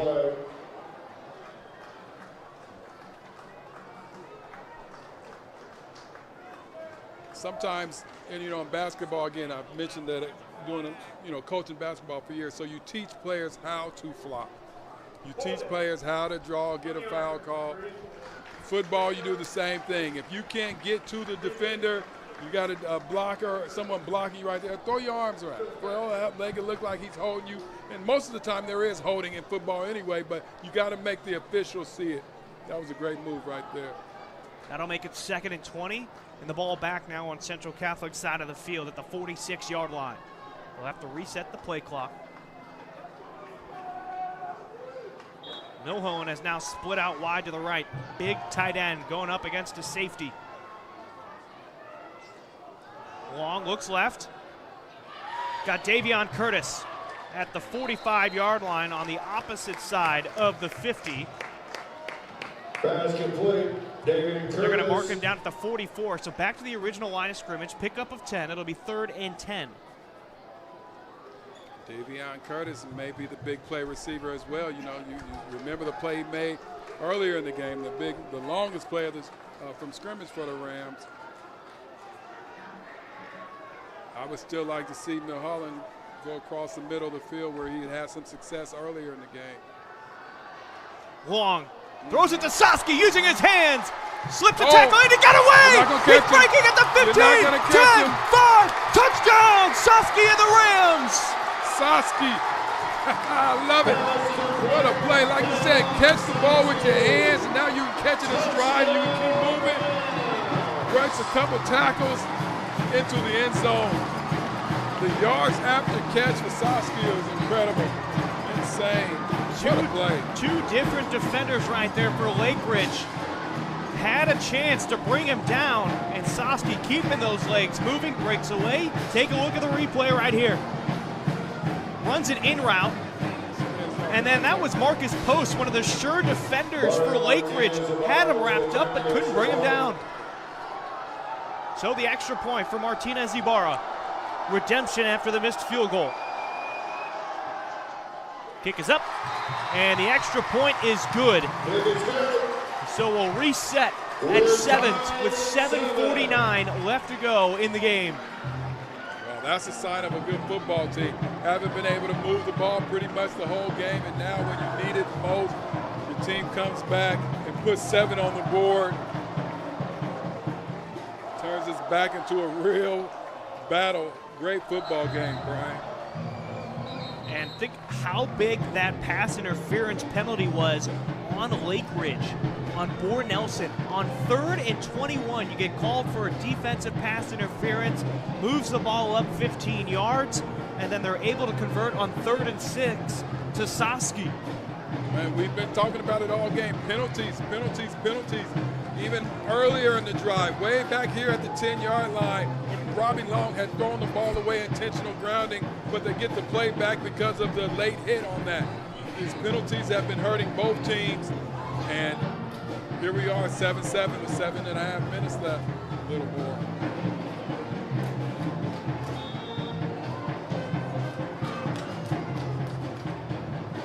Bohr Nelson and Wilbur back to receive the kick. Martinez Ibarra to kick for the Rams.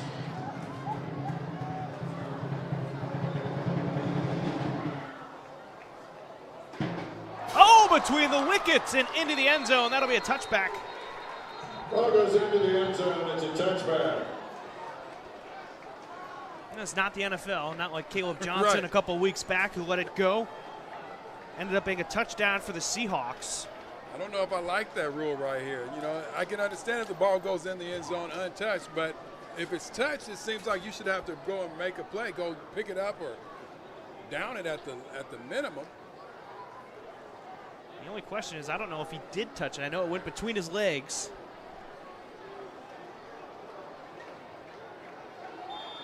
Trips right. Tropio, Trey Gesser, and Bohr Nelson to the right. Weiler throws it deep, middle of the field, and way overthrows his man. And Post by a good 5 yards. Weiler's pass incomplete. Sometimes you just throw the ball deep to sort of loosen up the defense and try to see if you can, now you can maybe pick up something underneath. Because it doesn't even look like Weiler is really trying to complete some of those long balls. Just throw them.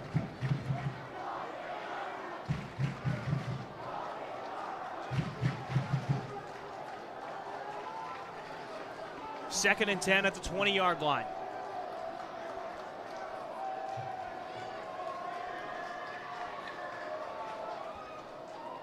Owen's the running back next to Weiler. Hand it off to Owen. He's going to bring it up the middle. Got a good push through the initial line. Cole Thomas made the initial hit, and now the whistle is blown. They gave that one a few extra seconds. Are we not going to blow the whistle? That was definitely 10. That looked like rugby right there. That was a scrum. There was 10 Ram hats over there, 10 white hats. You see it right there. There you go. Only Elijah Williams is sort of in the back. Everyone else is in on this scrum. It'll be 3rd and 3.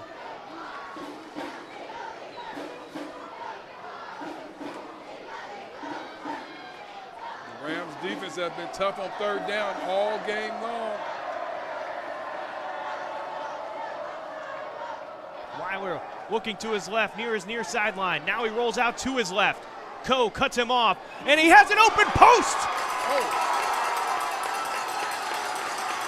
He made Thomas miss with some nifty footwork and pushed out of bounds at the 42-yard line. He got lost in the secondary. Good for Lakeridge, first down. That was a nice read, nice play right there by Weiler. He just danced around. His receiver kept working with him. Post loves to do this underneath move, this get down low move that he has.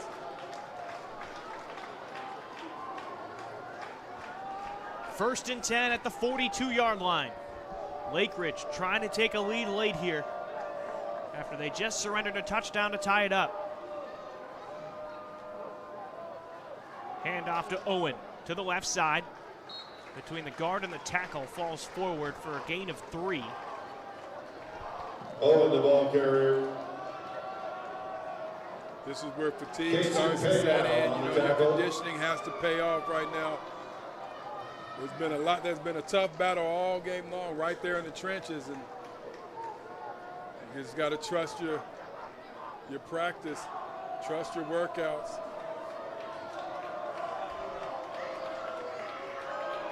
Six minutes remain.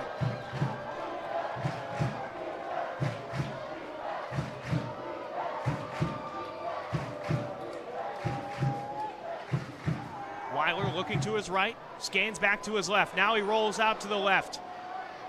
Coe was spying him. The defensive end was not rushing that time. Dropped back into coverage and minimal gain right there for Weiler. Yeah, nice play right there by Coe. You know, sometimes you will over pursue and open up a lane for Weiler, and it didn't look like he was really looking for a receiver, but more so just looking to try to make a lane for himself. And Coe stayed disciplined. 3rd and long. Lakeridge has had a lot of success this year because of the legs of Weiler, and I think Central Catholic has done a good job containing him for the most part. He's had a nice run here or there. It'll be 3rd and 7 at the 39-yard line. Quick pass out to the flat. And Thomas met him at the sticks, and Trey Gasser is going to get the first down. Pass complete to James Tregesser. That was a nice block. Again, you got to give credit where credit is due. We talked about it. Screen, wide receiver screens. The success is predicated on the blocking of the other wide receivers, and that was a great pickup. That block was a great pickup block. 1st and 10 at the 32. One of the deepest points that this offense has made it into Central Catholic territory. Owen will pick up 3. Owen, the ball carrier. Payao and Davis on the tackle. Now the strategy of the game changes a little bit. Now the Pacers don't have to move so fast. You know, they may take a little bit more time getting the play in. Tropio and Trey Gesser, the receivers on the near side. Noel, the tight end on the left side. Weiler looking for post, comes to look back over the middle. Trying to get some separation right here, and he's just going to smartly throw that one out of bounds, and there's the flag. That was a late flag coming in. Spencer Phillips had his hands up asking for the call, and then the flag finally came out. Right. You get maybe 1.5 steps, and that was a full almost 3 seconds after that play. It ended that the flag finally came out. It's almost like the official threw the flag on the reaction, you know, because the coach is throwing his arms up. The defensive team players like, what? I didn't do anything.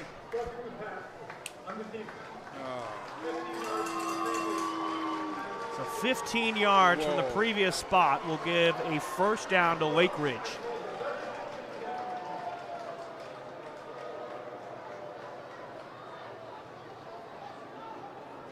Carson Payal, he was really just sort of after the play like, what? I didn't do anything, and then here comes the flag.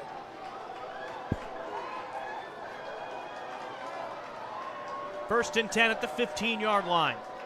Perfect opportunity for Lakeridge to punch it in. 4:45 remaining.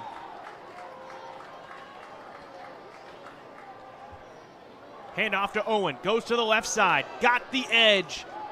and swung out of bounds by Tyson Davis. Owen on the carry. Davis with the tackle.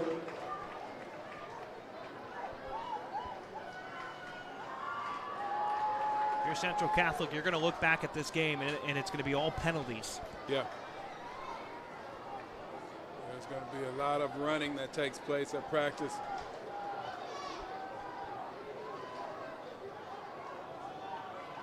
Trips bunch on the far side of the field. Tropio, the lone receiver on the near side. He's going to hand off to Owen, up the middle, breaks it to the right side. Davis came up from his rover position to make first contact, pickup of 3. Looks to be 3rd and 2 at the 7-yard line. 4 down territory, you have to think, for Lakeridge. You know, I think at this point. Well, actually, no, you go for a field goal at this point, right? Yeah, they may be willing to kick that field goal. But the Rams defense, again, for the most part of this game, they've been able to stand up in moments like this. They need it right now.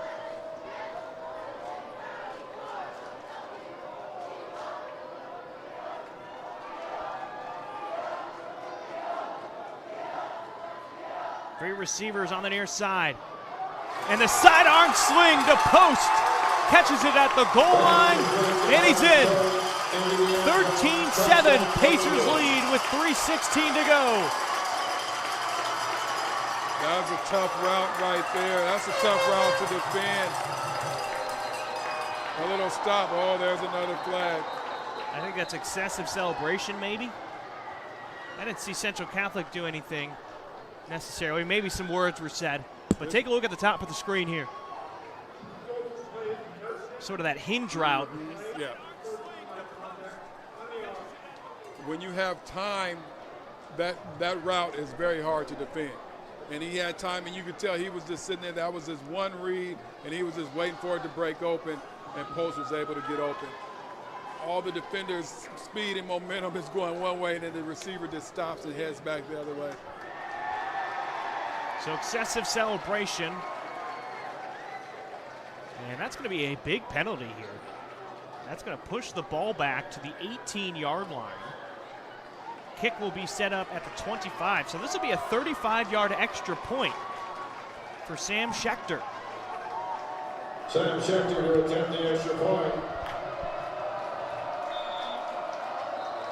And encroachment or a false start. Central Catholic was looking at Lakeridge. Lakeridge is pointing at Central Catholic. We'll find out in just a moment. Let's see who's lying. If they back it up, it goes. Encroachment. So it'll be a little bit easier for Schechter. Now a 30-yard extra point. And it's more of a mind game. And so right now, as the kicker, you start to breathe a little bit easier, like, ooh, okay, now. But when it was a 35-yard extra point, you're looking at it differently. He actually snuck that one. They moved up an extra yard. Tropio, the holder, did. It's a low kick, and it's no good. I don't see a flag. No. That's immediately what I look for after the play. You got to look for a flag. That kick wouldn't have been good from 35. That kick wouldn't have been good from 15. The Rams 7. I didn't quite see if anybody got a finger on it. I just don't think he got a clean kick. No. So this, I think, gives life for the Rams right here. You're trailing by 6. You get a touchdown and an extra point. You suddenly have the lead. It's a tall order, though. We've only seen the offense make their way down to the end zone once, and that was because Sosky made a nice play breaking a tackle. Yes. But we hadn't seen touchdowns all game until now. We've seen 3 here in the fourth quarter. So now it may be that opportunity for the big play. All you need is one big play. They haven't, the Pacers have not kicked the ball deep on any of their kickoffs. The Rams are usually starting with good field position. Let's see what they decide to do here.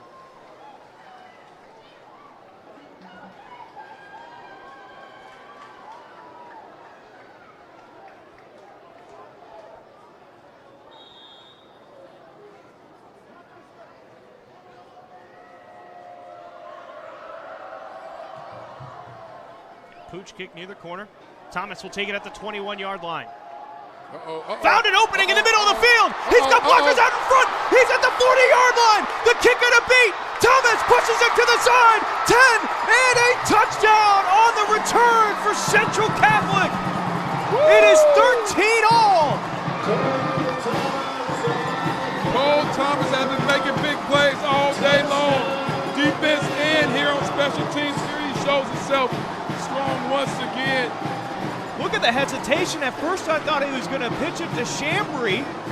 Then he found the opening right in the middle, split the seam, a stiff arm to the kicker, and into the end zone on a kick return. 13-all. Wow. Big time players make big time plays on big time games.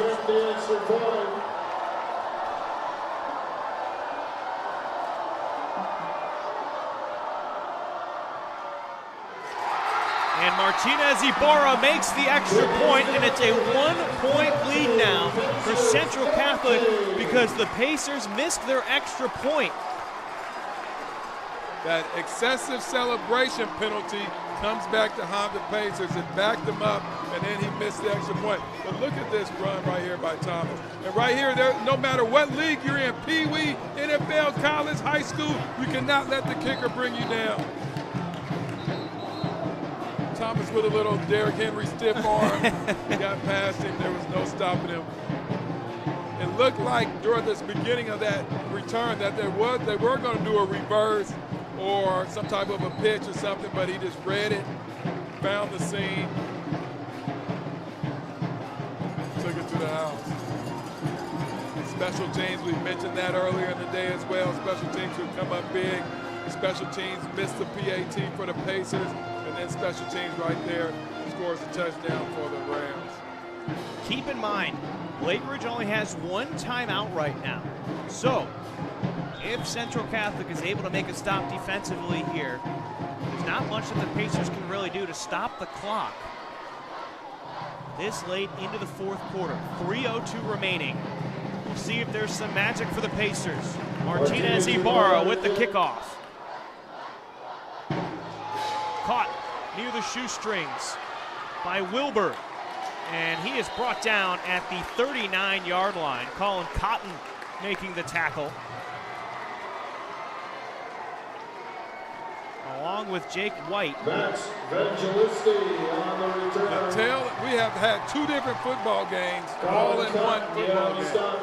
0-0 all the way up to the fourth quarter, and now all the fireworks happen here in the fourth. You've had a scoop and score on a fumble, sort of. Sort of, yes. We have the benefit of replay. We saw what happened. You've got a kickoff return for a touchdown and two different passing touchdowns, one from each team. All of that has happened in just the fourth quarter alone.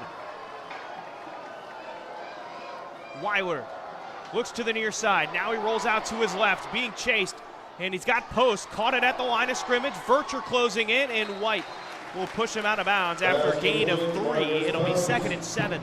And good idea to get out of bounds right there. That stops the clock with 2:46. Yeah, and that was a great play right there by Weiler. You know, he just kept the play alive, and he's running to his strong side. He was able to make that throw all the way across the field.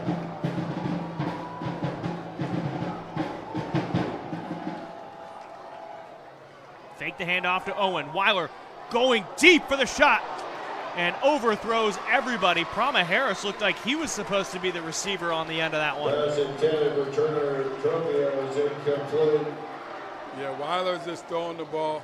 He's trying, but he's just on the long balls. It doesn't seem like he has that same touch that he has on the short end or any middle routes. And Central Catholic just leaving the ball there, Yeah. making the referee have to go across the field to pick it up. The referee thought about throwing it across the field from there, but I don't think he has the arm. I was going to say, that's 50 yards almost. 3rd and 7. Empty backfield. Weiler fakes the toss, and it's knocked down by Coe. He was ready for the screen on the backside, intended for post. And that'll bring up 4th down now.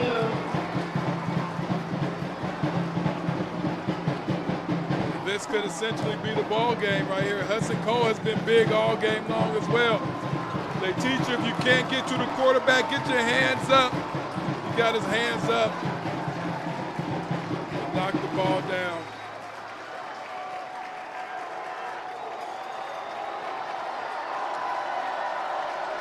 Comes down to this, 4th and 7. Let's make it clean. You can erase some of them runs, them stairs you have to run with no penalties. Weiler has some time, has a lot of time. Now he rolls out to his right, and he's gonna get sacked! Jake White from the linebacker position gets the big-time sack, and that's a turnover on downs with 2:24 remaining. Wow, that was a coverage sack right there. If we could take a look, he's going to have at least 8 or 9 seconds to throw the ball, but nobody could get open. His receiver stopped running, unfortunately for Weiler. He didn't have a place to go.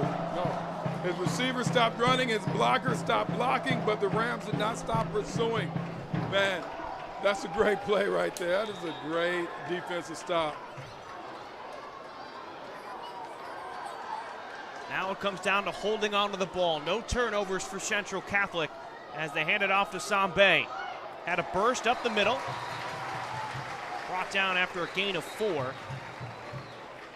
Tackle made by Messenger. Sambe on the carry.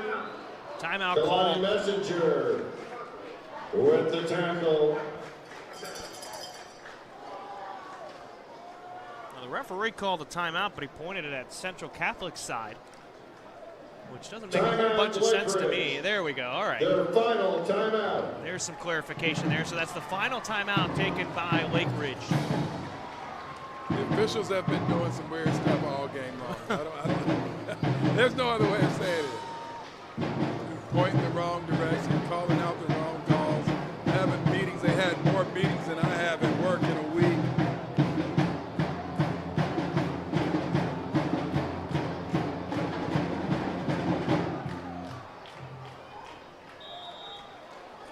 This has been a fun game to call, though. Defensive battle. Couple of big plays here late in the 4th.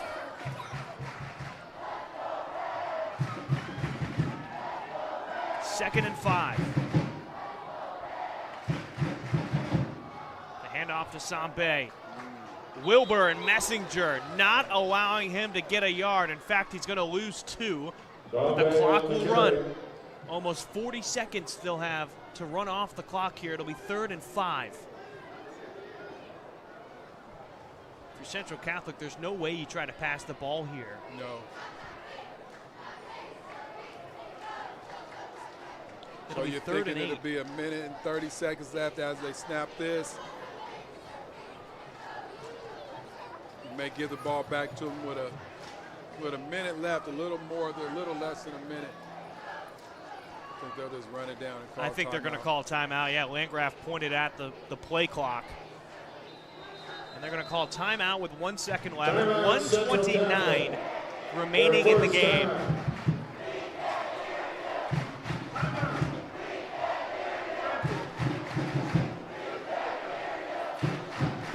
Oh, the old famous chant by this student section. We can't hear you, as Rams student section is yelling to the Pacers, and there's no comeback to that. Think about the momentum swings in this game, though. You get the scoop and score for Lakeridge when it was 0-0. You think, with how this game has gone, that might be the only score. Central Catholic comes back with a nice drive. They get a long touchdown, catch and run from Sosky to tie it back up. Lakeridge battled their way down the field, got a touchdown, but they missed the extra point because of a penalty that pushed it back to a 30-yard extra point. And then you had the ensuing kickoff return by Cole Thomas, and it flipped the script again in a matter of 20 seconds. Right. All the emotions that you could think of. What is happening? Delayed snap. And the low throw, I don't know if that was caught, and the near referee is saying incomplete. And that is not great right there for Central Catholic. Pass intended for George Van Zandt, incomplete. Van Van Sant was the intended receiver. Now the clock stops. Felt like Central Catholic got a little cute there. Now it's 4th down, so you're going to go for it. Could do a pooch kick, or, Yeah. or you know, a punt from Quarterback who is now injured. yeah, from Timeout, Central Catholic, their second timeout.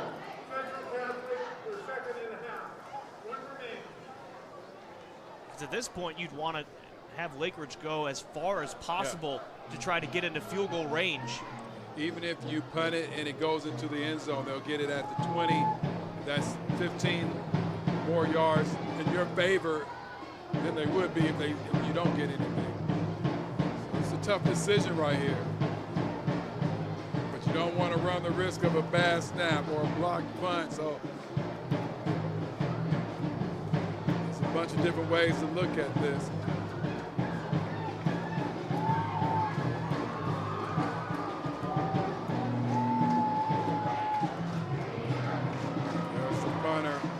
Jake White in punt formation for the Rams. Jake White back to punt.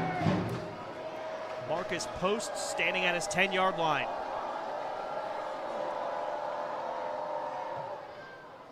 End over end, it's high. That's a good one. That's a good one. Great punt right there from White at the 10-yard line, and Chambry will touch it closer to the 11. I could have let a few more seconds run off of that ground before you pick it up, but we know Chambry wants the ball in his hand. So 112 for Lakeridge here. If you're Lakeridge and Spencer Phillips, what are you dialing up here? You have to go 88 yards to get a touchdown. Do you trust your field goal kicker to get a field goal up after he missed the extra point that was low and to the left? You're being nice. It was a terrible kick. It was under the goalpost. You can't trust your field goal kicker at this moment. But if you get it down there, then you have no other choice. But we're gonna give him that opportunity. Trey Gesser and Tropio, along with Noel, the tight end. Weiler looks towards the sideline, got at the post, caught it, tiptoed out of bounds. Clock will stop. Ball brought in at the 17-yard line. Marcus Post. Pickup of about 5 on the play. 1:06 remaining. You can't go straight prevent because again, all they do need to do is get into field goal range. But you also cannot give up anything over the top. This is when the defensive linemen need to pin their ears back and get to that quarterback. Virgil off the edge. Weiler almost got caught up in it. Looking for Tropio. Puts it high for him to try to chase it down, and it goes out of bounds. Not the worst thing. Clock stops. You got 56 seconds left. It's 3rd and 4. But the pursuit from the Rams right there was making it difficult for Weiler. Yes, and he's running away. He's running to his weak side. Now he's got to try to throw across his body. You have to keep pushing him this way. If you can, keep the defensive pressure coming from that left side, from his left side.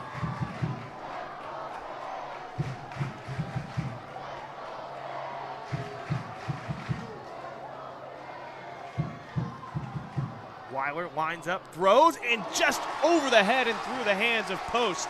That'll bring up 4th down. Pass intended for Post, incomplete.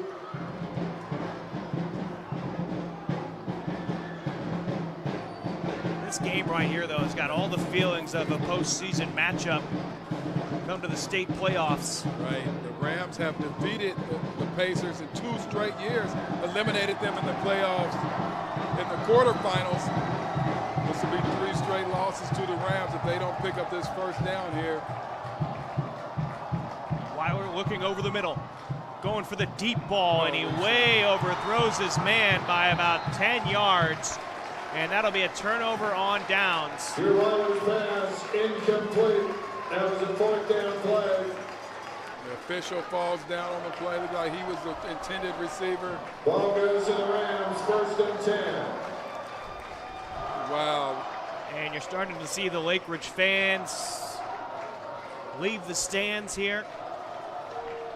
I don't blame them because this parking lot is going to be a mess getting out of here. Well, it's a good thing I have an interview to do at 10 o'clock, so I can sit in my car and let it pass. What are they building over here? The new baseball park.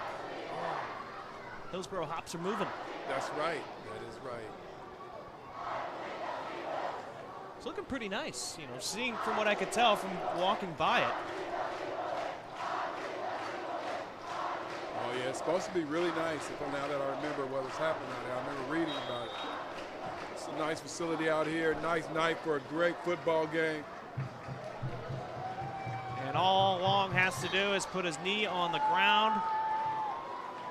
Clock was not running, it should be. And all they have to do is just run one more play, kneel it down. Nope, they don't have to run a play anymore. Oh, nope, they reset the play clock. They're going to anyways. And that's going to do it. Long downs himself in the backfield. Not quite the normal victory formation we're used to seeing, but it's a hard-fought win for Central Catholic. Fighting through some adversity. A scoop and score touchdown to open up the scoring in this fourth quarter. And they're fortunate to take it 14-13 over a well-coached and good Lakeridge squad. They're going to be a tough out in the playoffs. This is a sign of a good team. When you respond to every big challenge, and the Rams did that. They came back from every time the Pacers scored, the Rams came back and scored. That's a sign of a good football team. 14-13. Robbie Long's going to have to take an ice bath after this one. He took a few big hits. And you have to think Lakeridge thinks maybe this game goes a different way if you've got Sano in there the entire game. Not that Colby Owen did a bad job replacing him in the backfield, but you don't have your best player on the field, your UW commit at running back, and you end up losing this game by one, in which multiple times you were in the driver's seat. Yeah, they're going to feel, you never want to lose a game, obviously, and as coaches, we want to say out loud there are no moral victories, but they will feel good about their chances if they meet again in the playoffs and if they have Sano back. I mean, he's going to the UW. I mean, that is a big school, that is a major school. You don't just get to go to UW unless you have a lot of talent, and there's no way you can replace a talent like that on the field. Well, that was James Broadous. I'm Bryan Sleik. Thank you for tuning in to our broadcast for Central Catholic and Lakeridge. It's a 14-13 victory for the Rams over the Pacers. And we'll see you in a couple weeks when the Rams are back in action against Reynolds on the 9th. Next week, they take on Clackamas. And we'll catch you next time. Stay safe.